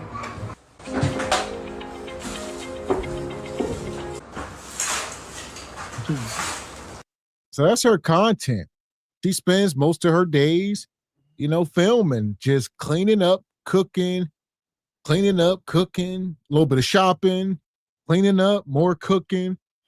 That's it. I'm not mad at it. I've said it before. As long as these sisters are doing this and it's giving them some traction to better their standard of living, have at it. Just know you got everybody in your business. It ain't the best look. You're out here vulnerable. And what a lot of folks don't understand is no matter what you're up here trying to accomplish, the internet is not a safe place. It's not. You are open to ridicule, judgment, all that. Just know that when you come up here with this poverty streaming. And yes, she's stagnant. So at this moment, she's living off the government. This is the worst parts of it. At no moment do you hear her talking about getting a job, anything. She's stuck in this cycle and she's comfortable. They cutting the check every month. It's on time, every time. And this is it. And then this content creation. Shoot, even if she bringing in $500 extra a month, shoot, they ain't filing taxes. $500 extra unaccounted for.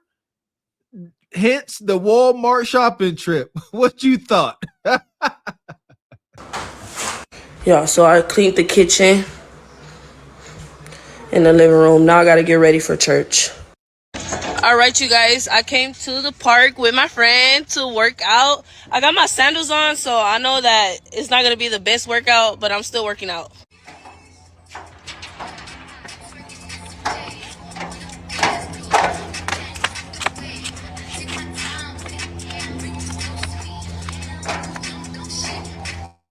They working out. Where you at, Cali Muscle? Where the trainers at? All right, so they walking up and down these aluminum stands. This is the workout. This is the work. This is it. Don't trip. You can't make this shit up. You can't make this shit up. Y'all heard it. Here's what I'll say. You got to start somewhere. All right. She is moving. She is moving. Say what y'all want. All my critics and detractors. Look, she walking up and down.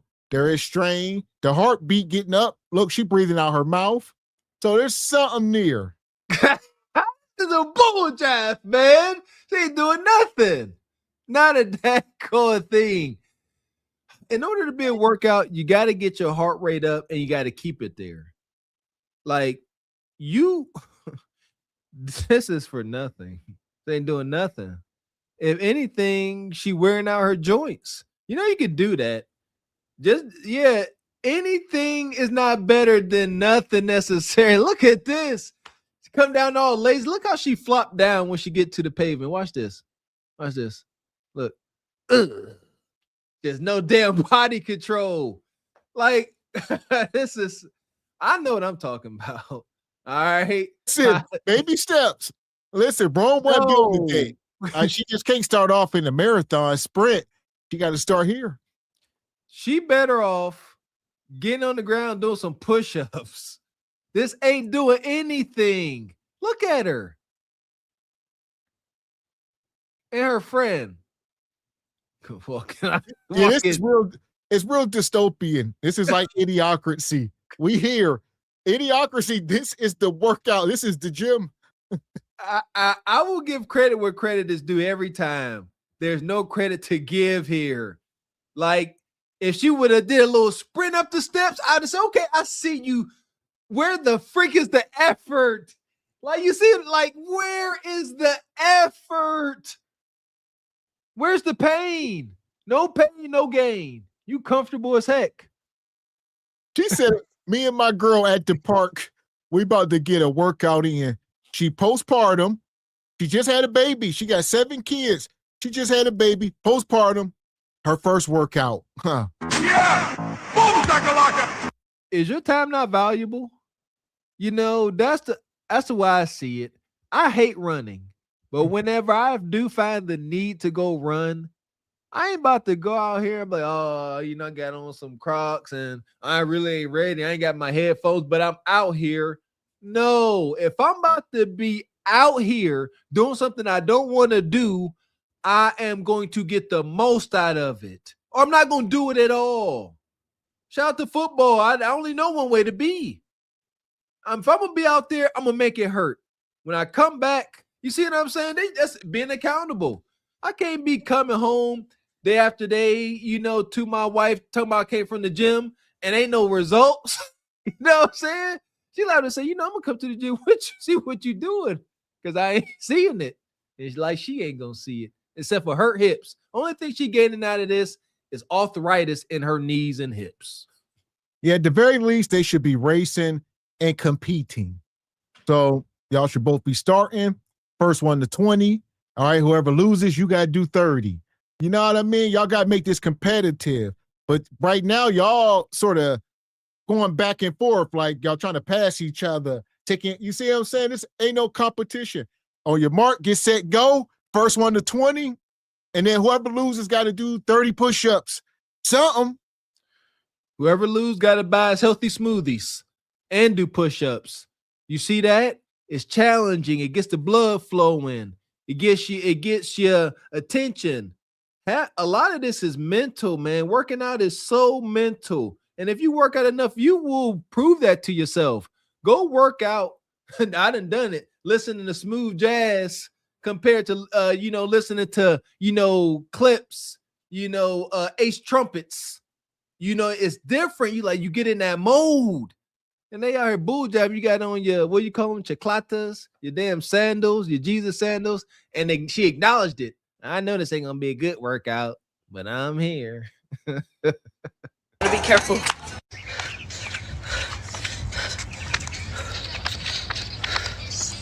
I got my sandals on, so it's uncomfortable, but I'm pushing you guys. I'm a sandal girl, so I'll be buying some shoes tomorrow, you guys. A few moments later. All right, you guys, I'm back at it again, exercising with my friend. Y'all see my shoes. I got my shoes on, so let's get it.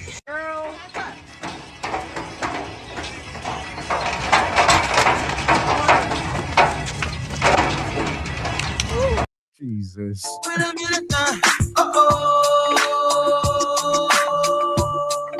They got the whole hood out now.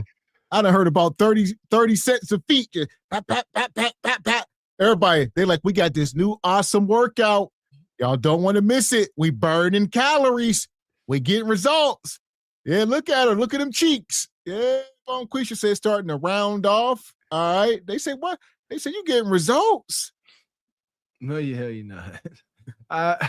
My last year in college, I got into a heavy regimen of running the stadium steps. And I'll be running. I ran them so much. Our track coach actually stopped me. He said, you got to stop. You're going to mess up your gait. He said, you got to run on flat ground a little bit. They not even running. Like, it's like so much going on. Like you walking up bleacher steps. Y'all ain't got full control of your body. What I'm getting at is y'all wind up doing more harm than good. Then they're like, oh, my right side of my back hurt. My left knee swole. My right ankle out of place. Because you all cattywampus coming down, landing all hard on your joints. In this instance, anything is not better than nothing. You gotta educate yourself when it comes to health and wellness. You can hurt yourself, man.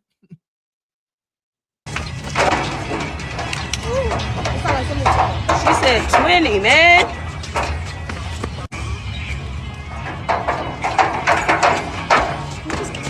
It's not enough effort. Oh, shit. Well, you go fast. Woo. You guys already did 6. We're not on the I'm same not page. even counting. 5. We're on 5. We on 5? And then we can all go together. Keep going. This is pathetic. This is pathetic. Listen, just go get a BBL and some liposuction at this point. Well, listen, what the hell are y'all wasting time? Go see the doctor. Tell him to suck that fat up out you and put it other places and something, but this ain't it. I was so triggered, man. Cousin Walker, where you at, man? You play sports. She got up to the top and she rested her arms up on the top. Man, we was violent. Like the coaches was violent, players was violent against one another. I know if you seen one of your compadres resting and dogging it, you liable to get thrown over that railing. Yeah, it was unacceptable. You either gonna give us maximum effort so we can get a desired outcome as a unit, or you will pay severely. Y'all out here playing. She got up to the top and they start talking. She said, wait, what we doing? You counting? I ain't you count. You keep count. No, you rested. Keep moving. And like you said, they jumping down, landing awkward. Look at this woman. Her feet all planted as she trying to turn, about to snap her damn ACL. Like, pick your foot up and pivot and turn. Pick your feet up. She's just trying to turn her body while her feet is sunk into the ground. About to just hear pop, snap. And like you said, oh, I'm done. And then she's going to be 400 pounds. Last time I tried to work out, I messed my leg up. So I just stopped doing it. And thank you. Then and you like, dang, that's messed up. What happened? I don't know. It was a freak accident. I was just going. And meanwhile, look at that. Like you said, that left foot firmly planted, all the grip, and she just torquing it. She just torquing that knee. It only gonna take so much torque. Bow. You ever heard a knee explode? I have. It's crazy. Oh, I can't stand it. Listen, stretch. Dang it. They was better off just stretching. Just been a week. Just stretch. And I'm being serious. Some of y'all just need to stretch. Y'all gonna be sore as heck. Spend one day just doing some real good deep stretching. Start there before you start trying to go up and down steps and you don't even have full control of your hip muscles and stuff. Please don't do this. Ready? Come on. Shit. You got this is nice. Picking up the pace. All right, go. So,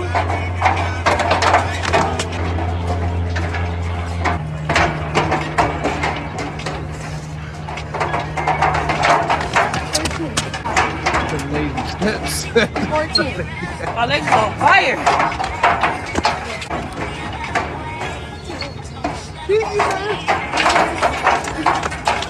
I don't see no Yeah, my sweat. legs is on fire.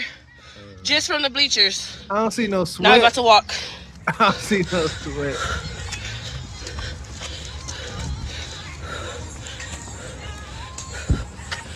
She is doing so, I guess. Yes. Listen, not much sweat, but pay attention. She is breathing heavy. That indicates that the heart rate is up, and she breathing out her mouth and she breathing heavy. So you know what I mean? It don't take much. Unfortunately, the bar is in hell, so it don't take much but a couple upsy downsies on the bleachers, and she's exhausted. Now here comes the hardest part. Now you gotta keep doing it. Yeah, sorry, not sorry. 1, 2, 3 times, going out there a couple of days, going up and down the bleachers for a minute or two ain't gonna cut it. Consistency. You got to go out there. You're doing it for real. Whenever you wake up and you tired, you sore, you didn't get no sleep. Oh yeah, and then you remember last time you looked in that mirror and that fupa was staring right back at you, and you get up. You might have to cry through it, and you go out there and you that's when you serious. It's easy to work out when you done got some fresh motivation. You know, shout out to Miss X. You done just seen the Cali muscle little reel. And now, yeah, you ready, right? You ready to go. But what about when it ain't sunny outside and it's rainy and it's wet? You see what I mean? And your schedule ain't the way you need it. And you got to find time. Shout out to all the folks that's done worked out at 3 a.m. That's done went running in the winter cold. Y'all ain't ready. That part. So, Bonquisha, we gonna put you in the sub for your post-workout rest. It's a treadmill in there. The passengers of the doomed Titanic sub spent their last moments in total darkness looking for bioluminescent creatures out of the small window and listening to their favorite music. The new details of the 5 passengers' final moments have been revealed by the wife and mum of the father-son duo. Wade in the water, wade in the water, diamond wade in the water. Something's gonna trouble the water. You better wade in the water. Yeah, man. Yeah, man. When I got at my worst health, I was never sloppy, but I knew I had to set standard for myself. When I was at my worst, I got up. I didn't like myself enough to get up at 3 a.m. and go run in the winter cold before work. Before work, I go run. Then I go work out. The gym was across. I go run that Robert Morris, go across to the plaza, go to the gym, take a shower, go to work, be at work by 6. Lost a lot of weight. Got to make it hurt, baby.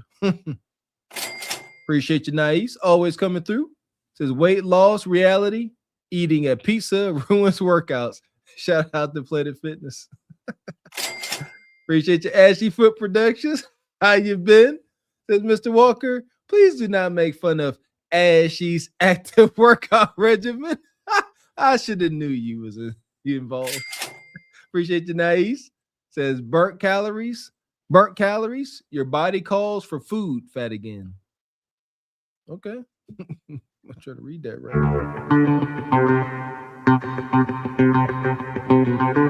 Shout out to Sister Raquel. Come through sponsoring the show with a 25 ball.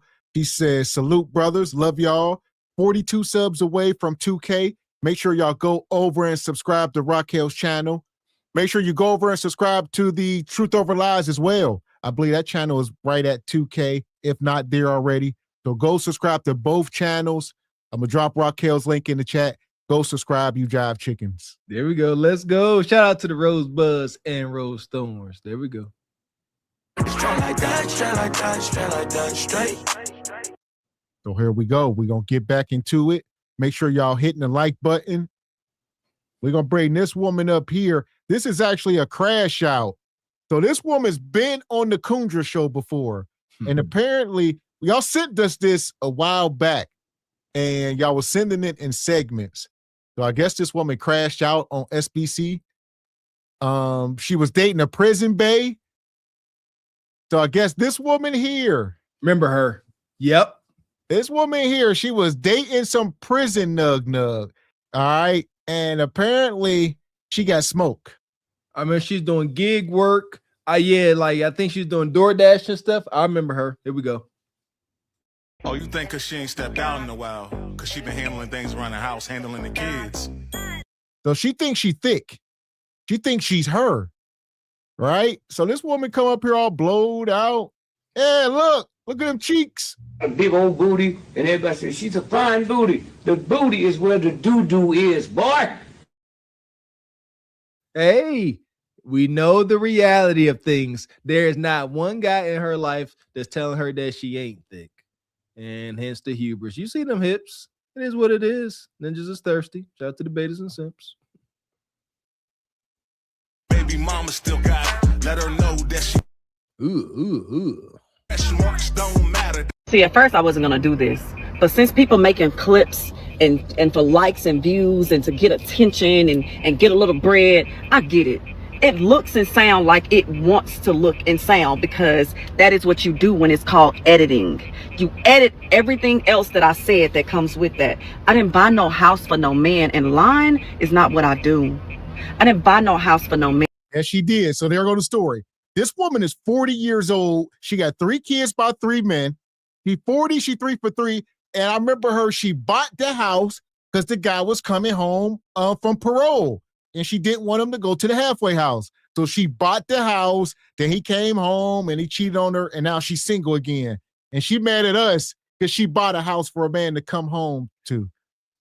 No, she didn't, even though she'll like, because I'm your public pretender, sister. She didn't buy it just for him. Don't you get it, Mr. X? She planned on moving there anyway. It just so happened that, it was around the time he was getting released. But it wasn't just for him, it was for her too. So that's where you got it wrong. The man that I've been with for 12 years, since 2012, so happened he goes to prison. And when he goes to prison, I decided to wait on him. Okay? When I decided to wait on him, I was already in the process of fixing my credit. Let me say that again. I was already in the process of fixing my own credit. You a lie, and the truth ain't in you. You a liar. That's a lie. So now she like, I was already in the process of buying this house. I was trying to fix my credit. I was thinking about that when he was in prison long, but Bonquisha, stop. You said it on the show. You bought the house, and then he came home from prison. He had to have somewhere to go, and you needed an address. That's what it was. Good save, Bonquisha. I like that. You was fixing your credit. That I was on that same wavelength, sister. I agree. It was subsequent that he got released around the time you was getting your credit together. That's all. Is his name on the lease? Is his name on the title? Can we get more information? Let me say that again. I was already in the process of fixing my own credit. So when I was in the process of fixing my credit, so happened,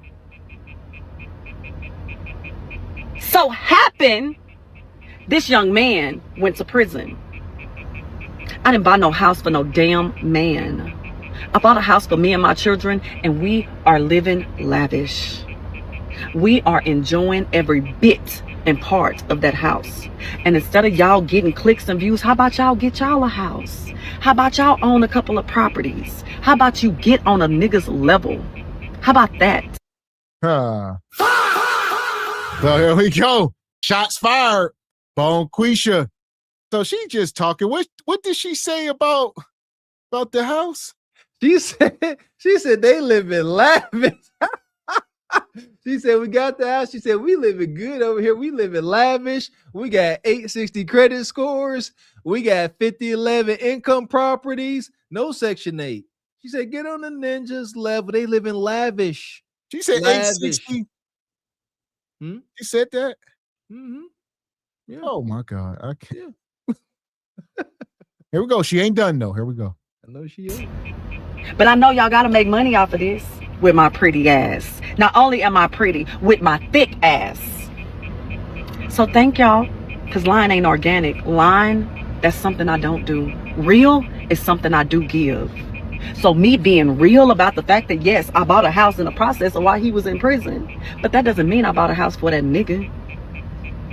So let's be clear. And hopefully you can take this and give it to everybody.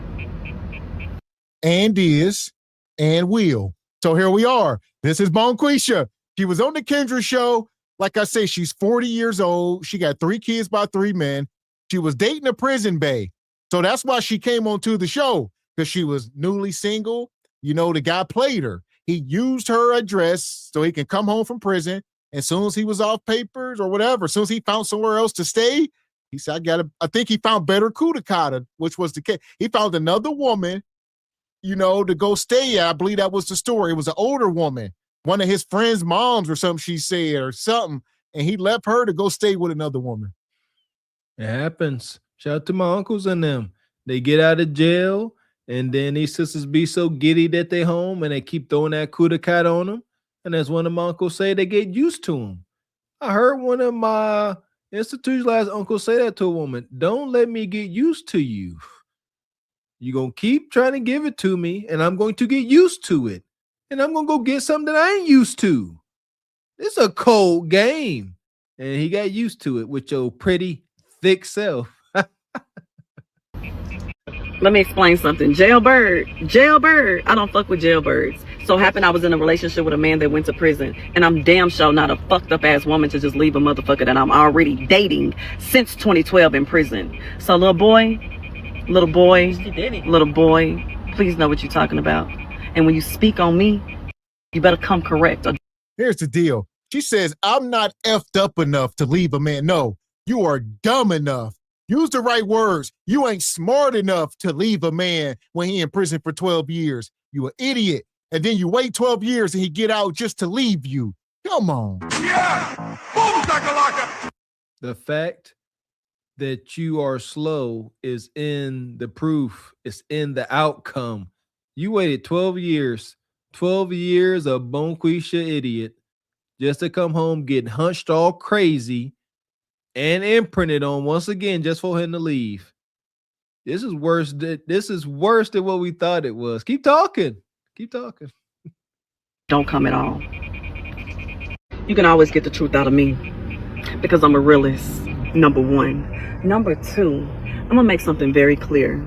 Very, very, very clear. And the caption says, so she's replying, you can never get a straight answer out of her. He says, the truth always avoids these type of women. Huh? Tell the truth, shame the devil. The truth ain't hurt nobody but a liar. She is so full of crap. She keeps putting emphasis on certain things. I'm going to be very, very clear. She is trying to convince herself and everyone else that what she's saying is true.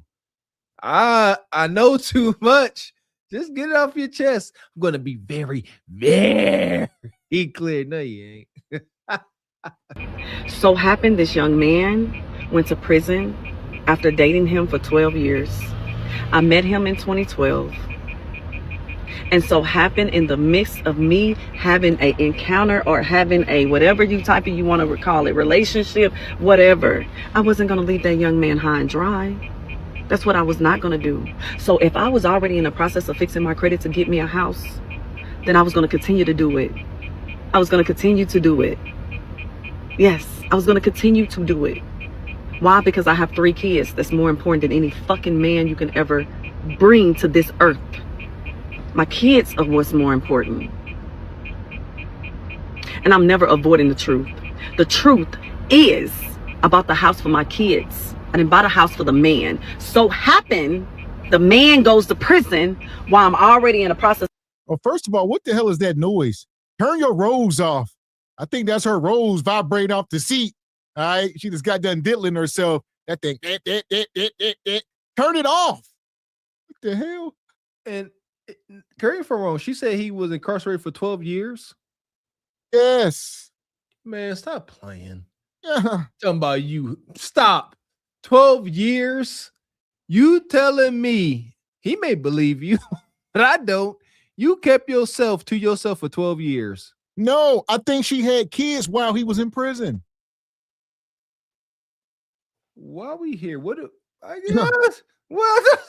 Okay. I have confusion because she is trying to make it seem like what she got is solid. She said they living a life of lavish in their house. Things are good or were good.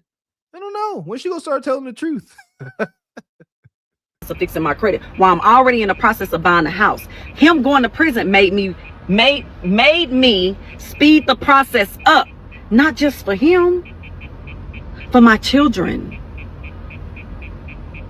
So I want to be clear because I see y'all like to do clicks and views and I know y'all getting a little bread off of TikTok because y'all want this shit to go viral. But I'm going to help y'all hoes make it go viral. I'm going to help y'all bitches make it go viral. Because instead of everybody can see my page, instead of coming to me, asking me and clarifying some shit, y'all write some hoe ass shit like this and don't know what the fuck y'all talking about. And see, I'm a bull. I respond to every motherfucking thing.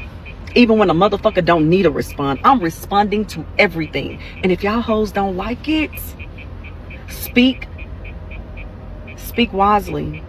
Listen here. First of all, Bonquisha. I don't give a fuck what you think, bitch.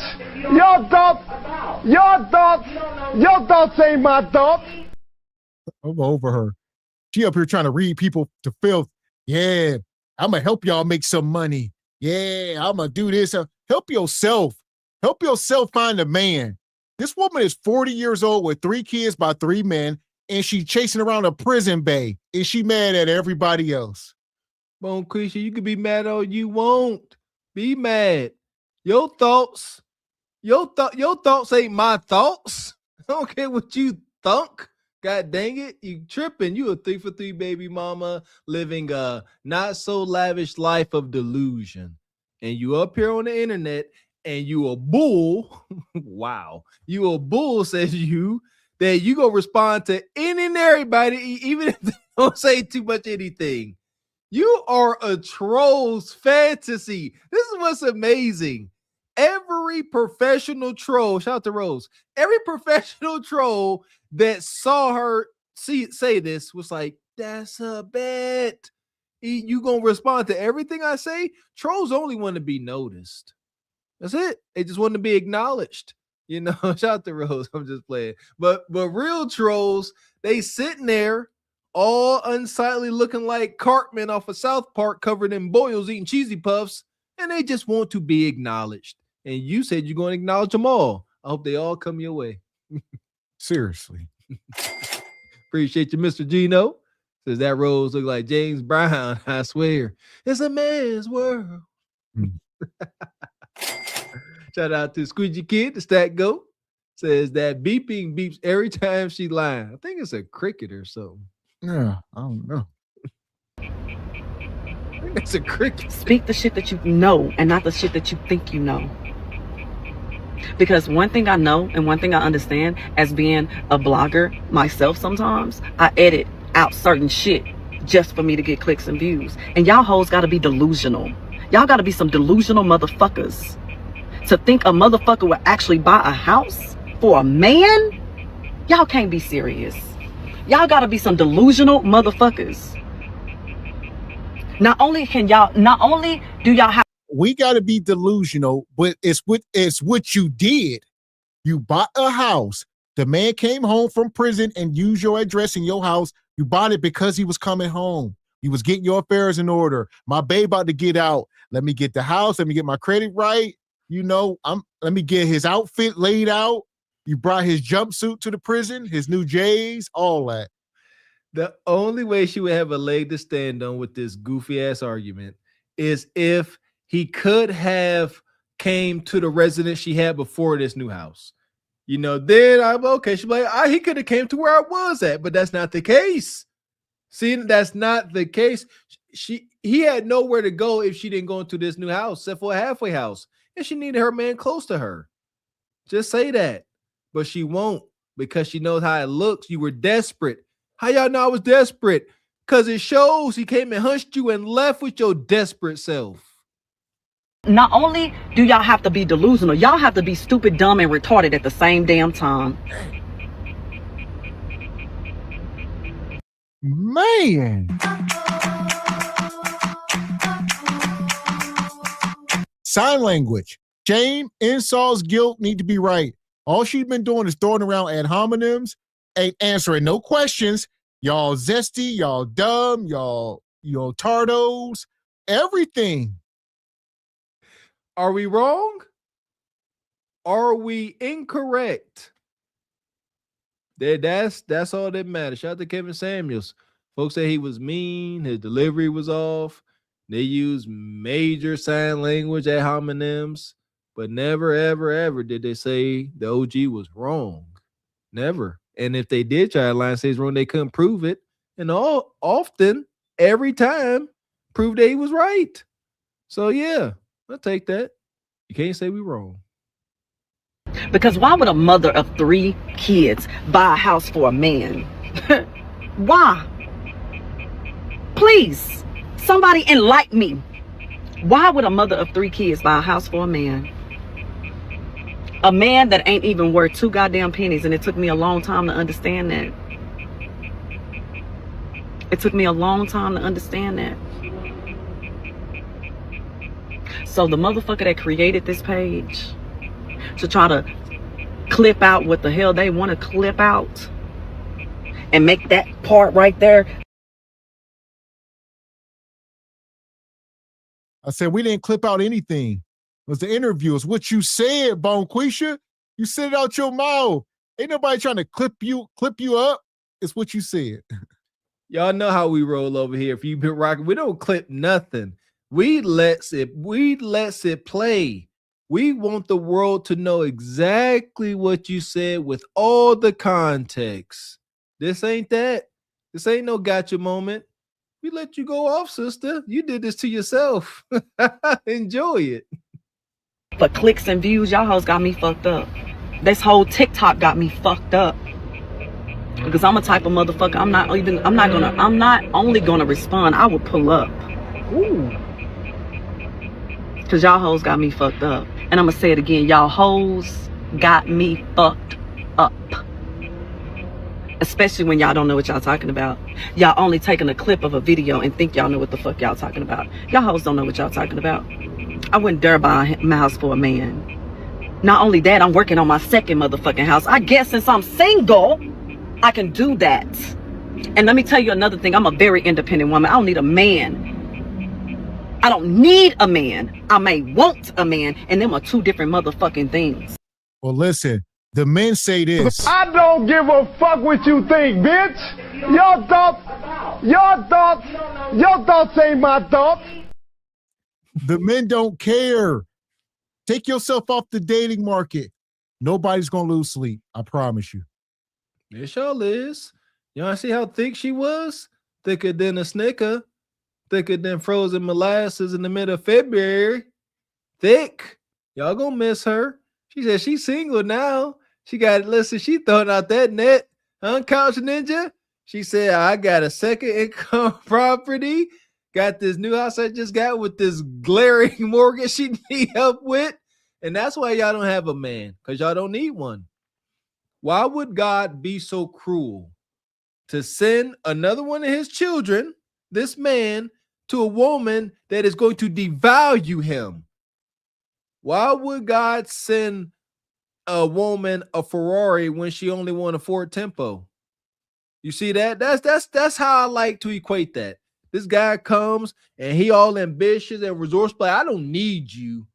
I tolerate you. You're like, I go 200 miles an hour. You're like, I only need you to go 50.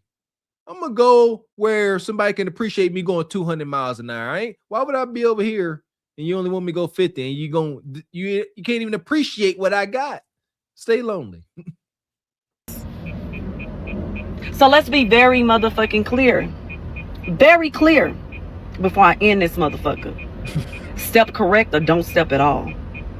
When you want to speak on something, know what the fuck you're talking about. Instead of assuming what you think you know. Bitch, y'all got my page. Y'all know what my page is. See, I haven't went to your page yet, but I need to go to your page because I might need to avoid a motherfucker like yourself. I might need to avoid a motherfucker like yourself. Take your filter I was already with a man, for 12 years.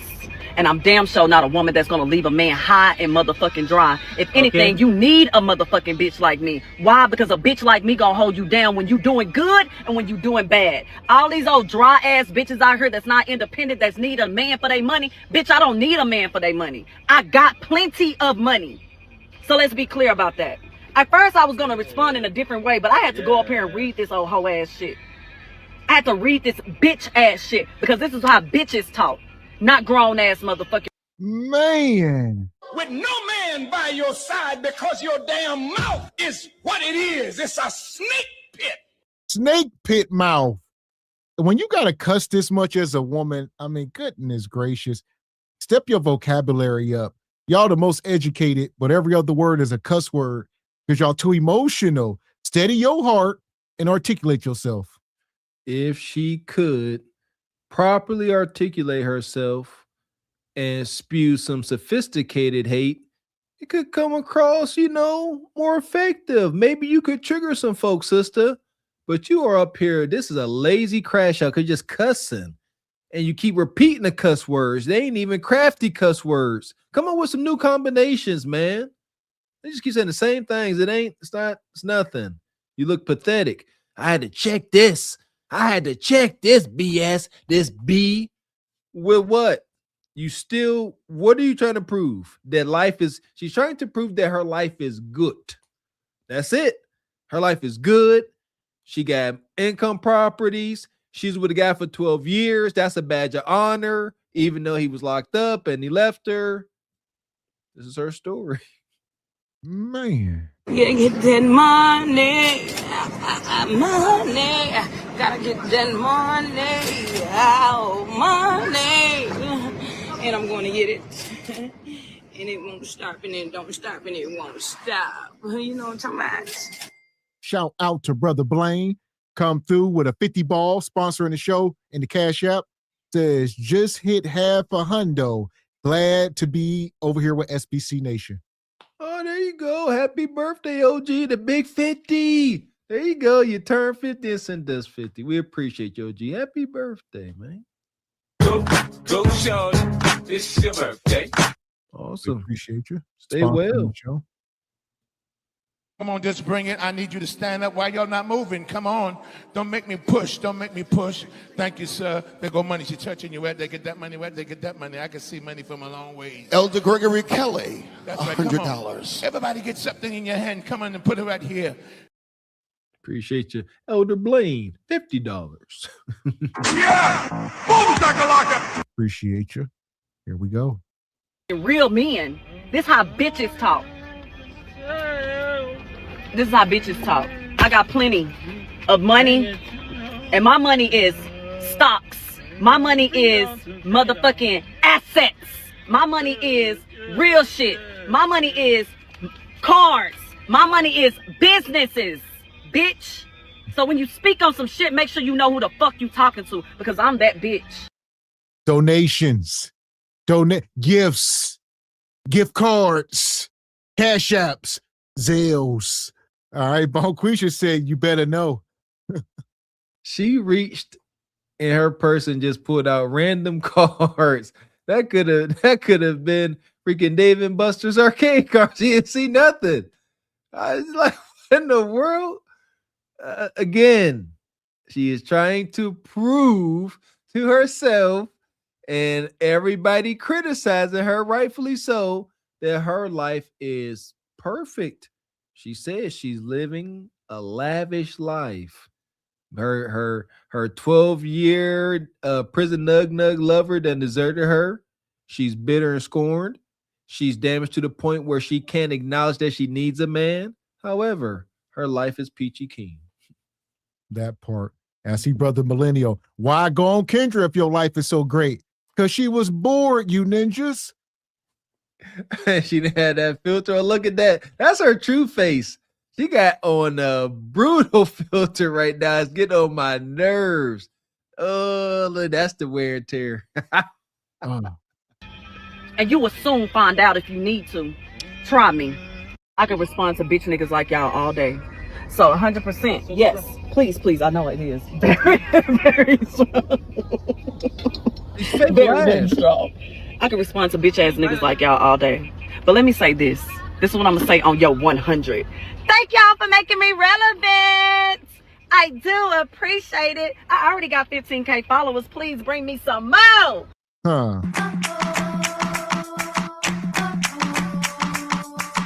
They do anything for clout. Ain't that a song? The Migos? They do anything for clout. It's a real thing. So don't matter. What's your desired outcome? Shout out to Mr. Walker. I mean, what are your kids gonna be proud of? Followers. I got 15K followers. What does that translate to? And what is that? Is having followers? I would think that's a responsibility. This is just the football player in me, the captain, the team. It's a responsibility to have people following you. You got to be accountable. They are following your orders. But not with social media. No. You following me. We're friends. You're keeping me relevant. You feeding my sick, empty ego. Nothing more. Like Miss X said, her kids won't be proud of this display. An employer, a potential business partner won't be proud of it. See what I'm saying? Would she want to take this to a bank, you big businesswoman, and show them this? No. It's dumb. Anything for clout. We appreciate your divine photos. Always coming through, brother. Says, if life was good, you wouldn't be doing DoorDash. It's funny when the internet goes against them. They get mad on bit when being called out. Yeah, lavish business owner. She DoorDashing. No hate. But if you moving the way she claimed, you ain't dashing. That part. Appreciate you, divine. Says, word to the wise. Keep your L's to yourself. Mm-hmm. Money, money, money, money, money, money. Appreciate you, brother Julian. Says she is really crashing out. This is madness. Yes, she is. This is a good old-fashioned crash out. She unhinged. Yeah, I would say shout out who sent this to the email. Like I said, we've been meaning to get to it, but it was just her night to come to the front. This is a genuine crash out. Like, she ain't really making no sense. She just frothing mad. Read me some more, even in a negative light, bitch. You ain't heard nothing. You ain't doing nothing but making me successful, bitch. Make me successful, bitch. Make me relevant, bitch. That's what you can do. Make me. She sound like DeBrocca and them. They say the same rhetoric, and they still ain't seen no success. They still crying about how they can't make no bread. Y'all, at what cost are y'all gonna keep exposing yourselves? Success. Keep making me successful.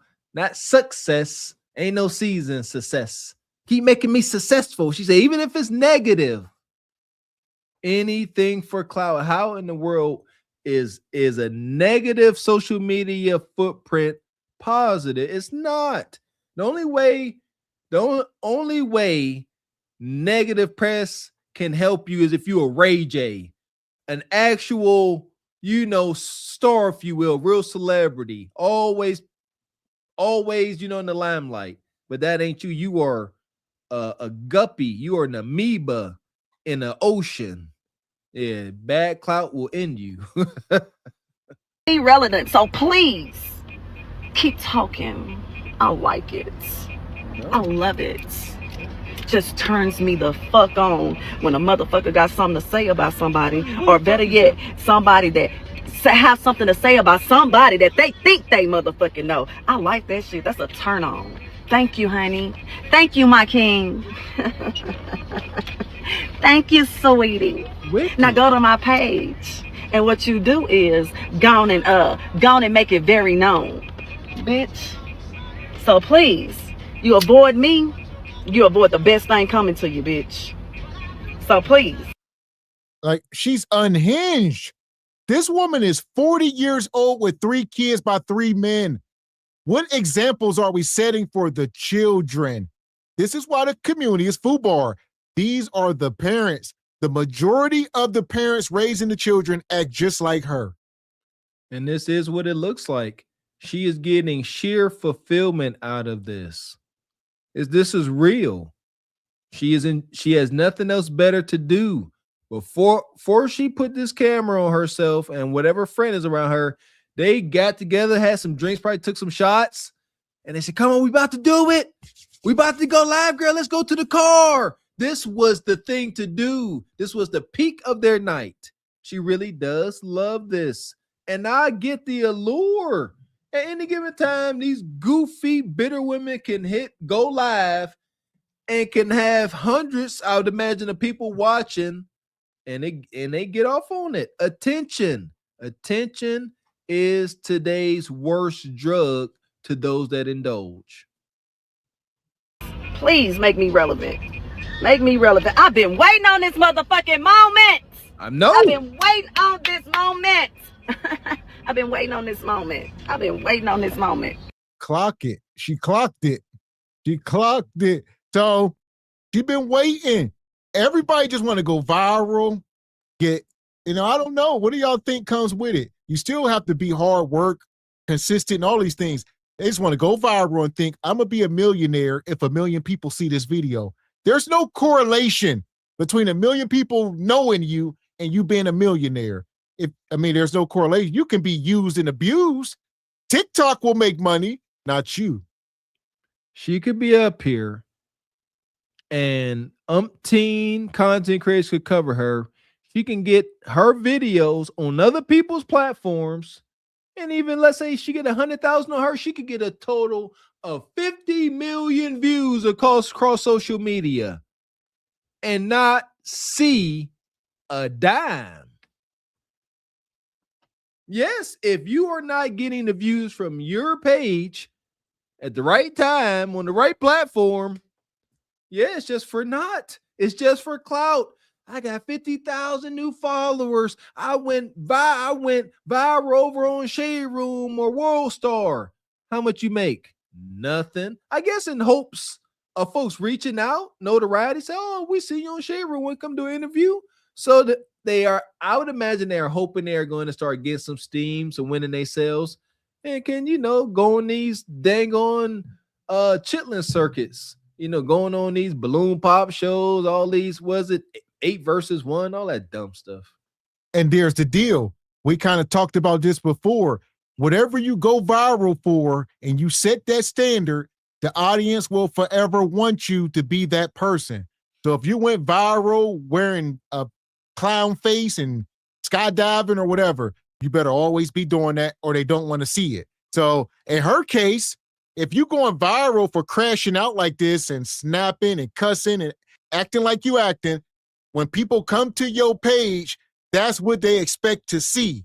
So you can't, we gave the analogy, being at a festival, being at a pop-up shop, Juneteenth festival, and they invite all the vendors out. And I say, I'm going to take my restaurant. I'm going to take my pizza shop.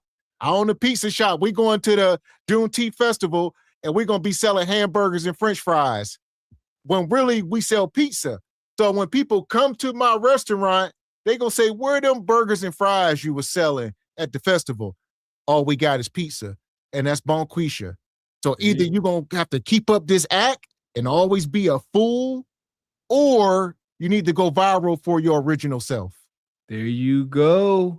Stick with your guns. Stay doing the content that you want to continue doing. Very well said, Mr. X. Shout out to the one brother. What's his name? Aaron the plumber, Ninja Turtle man. He shall never be anything but a high-strung, high-energy crash out in the social media. He can never divert from that. He was up here fighting folks on balloon pop and stuff, and same thing. Then they got him on these other shows, Zeus, and just to fight. Everywhere he go now, he can't even try to change up. Very well said. You come up here doing something extreme, being some wild antagonist. Now you can't turn the leaf. It don't work. You be typecast. You'll be a typecasted content creator. That's a real thing. Yes, it is. If they do it to movie stars, they definitely do it to regular folks on YouTube. I've been waiting on this moment. I've been waiting on this moment. Thank you, bitch. Thank you, bitch. See, I'm telling you, I can respond to bitch niggas like y'all all day long. What cycle continues? Because that was my first time ever waiting on a man in prison. Only reason why I waited, I've been with him since 2012. It's 12 years. 2012. I've been with him for a very long time. Very long time. So it wasn't no puppy love. It wasn't no, let me get this bomb off the street and go ahead and hold him down. Bitch, no. Bitch, no. And see, I don't respect hoe-ass niggas that got something to say about somebody else shit. When they look at their life ain't even in order. That's why I don't speak on other people's life. If I read something or see something, I'm not saying a motherfucking thing. Why? Because I can only imagine how much editing it took to make it look like this. Because I need clicks, likes, and views to get that motherfucking bread. That's what I need. What's that bottle on her? So please keep talking about me, sweetheart. I love it. I love it. It's a turn on to me. Yeah. Keep talking. It's liquor. Oh, yeah. She about to be drinking, driving.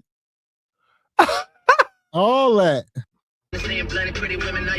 She outdoor dashing, drinking, and driving. And then one of these haters in her comments will go and report her. And then she say, y'all some haters. Y'all reported me to DoorDash for drinking and dashing. And where the hell is your hairline? Oh my God. That's that Kundra. See, that's what happened when you go on the Kundra show. All right, you get the spirit of Kundra and you start losing your hairline. It's over. Yeah! Boom, shakalaka! It's contagious. The traction alopecia in the air is airborne. It's contagious. You gotta stay. What is it? What was the Cooties 19 protocol? 6 feet away. My goodness. Here we go. This is where it's really not funny because we talk about it. Melanated folks, the last thing we should do is interfere with other folks' income. We know all the struggles that we got. That's just something I live by. But when you up here behaving like her, antagonizing the wild dogs to come and bite at you, and then you want to show them a gaping wound, i.e., you sitting there drinking in a car, don't feel sorry for you. Not grace is reserved for the humble. You can appear boisterous and proud as heck. There will be no grace for that faux pas. So I'm pretty sure somebody definitely called in on her because it's too easy for a hater. Appreciate you, stuntman Kareem, always coming through as well. Says she dates prison nugs. She sounds like a prison nug. Coincidence? I think not. Yeah, I mean, this one of the most ignorant women I ever heard speak. Just all ignorance, just cussing every other word, aggressive. No wonder she's single. Her hairline is back here. It's on top. Yeah. Stephen A. Smith. Unfortunate. Shout out to Porter H. There's those EBT cards from different states. She put out a stack of cards that showed like a little piece of them. I got cards. Appreciate you, Tony Davis, the DJ. Says 3 buzz balls in and an 8 ball in. Voila. Yeah. And at this point, there's only one place for a foul-mouthed woman like this. Where might that be? Hell is hot. Ain't no water there. Oh, hell is hot. Ain't no water there. No ice, no tea, no lemonade, no Coke, no Sprite, no Gatorade. Oh, hell is hot. Ain't no water there. Hell is hot. Ain't no water there. No ice, no tea, no lemonade, no Coke, no Sprite, no Gatorade. Hell is hot.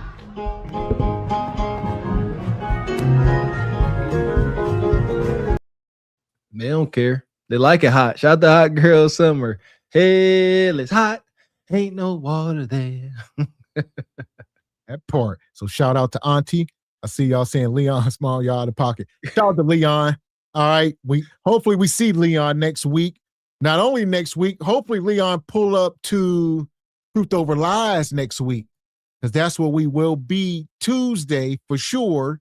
And yeah, Tuesday. What's today? Sunday? We'll be there Tuesday over Truth Over Lies. There we go. Leon, we miss you, brother. Huh? Come on, man. Where you at, you jive turkey, you? That is one of our favorites. Where you at? They talking about your mama, Leon. Better come defend your mama. Your mama black. Oh, here we are. We made it through another crazy show. Also, if you missed last night Regal Rumble, go check it out. Shout out to all the ladies coming up. We was up here cooking last night. It got a little crazy. There you go. If you don't watch it to see me and Mr. X Ugly Mug, check it out to see our lovely co-hosts, the lovely Miss Ebony Dean, the lovely Mrs. Raquel Rose, and the lovely Red Talk Anna. If you want to see it, check them out. That's all. That part, yeah, last night was wild. I didn't realize we were monologuing that in the end of the show. We were monologuing for about 2 hours.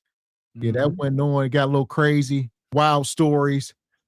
Teaching the boys. Shout out to Ebony Dean and the boys. They made it home safely. There we go. And this is how you know when it's real or fabricated in these spaces. As of lately said, we can't help, but as we're giving examples and talking, we can't seem to help but intertwine some of our examples, our daily lives. And I think that's good to see within context because it shows reality. We ain't just up here talking about stuff we don't know nothing about. No, we living it. We talking about bring back the nuclear family, and we are doing it. Shout out to the panel. Shout out to walking it the way we talk it.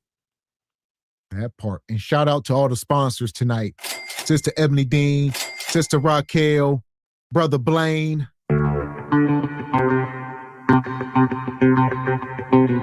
Also, everybody in the super chats. Brother Julian Brown. Shout out to Divine Photos. Shout out to, who else we got here? Sister Rachel. Brother Kareem. Deep Thoughts on Life. I like that. You should come over on the Regal Rumble as well, brother. Yes, sir. Or not Regal Rumble, the Truth Over Lies. And also shout out to Frederick Howard. Shout out to Black Unity. Shout out to the Squeegee Kid. Brother Frederick Howard. Everybody gifted memberships. We appreciate y'all. For sure. We appreciate all the show sponsors coming through in grand fashion. We appreciate everybody coming through, even the twos and fews. Shout out to the cart before the horse umbrella, always coming through, always supporting your interests. Please continue to do so, hitting that super chat, hitting that cash app, and we appreciate all of the memberships. Everybody that got your no-cost membership, make sure you re-up at the end of your no-cost month and show some backwoods country boys some support. Straight like that, straight like that, straight like that, straight. So we'll be back up here, like I said, Tuesday. We already got a crazy show lined up. It's actually a topic we've been meaning to get to. We'll probably end up doing 2 shows next week because we got a lot to talk about, Truth Over Lies. So we'll more than likely do 2 shows for sure Tuesday and keep an eye out for the second show. There we go. Might bring Blackberry Cobbler. It's a lot of Blackberry Cobbler out there. Might have to talk about it. That part. So we appreciate y'all coming through tonight. Make sure you hit the like button, hit the subscribe button, and share the content. Share it on your social media. Put it on your Facebook. People say, what the heck is that? And they click on it. There you go, that part. And make sure y'all go ahead and subscribe to Truth Over Lies and the sister, Miss Raquel Rose, both channels, reaching 2,000 subscribers. Go ahead and make that happen. That part. Yeah! Boom, shakalaka! So we'll be back up here Tuesday night for the shenanigans. See you jive chickens then. Be safe in the meantime. Until then, I'm Gavin X. I am Mr. Walker. And we are Cart Before the Horse Productions. A good morning.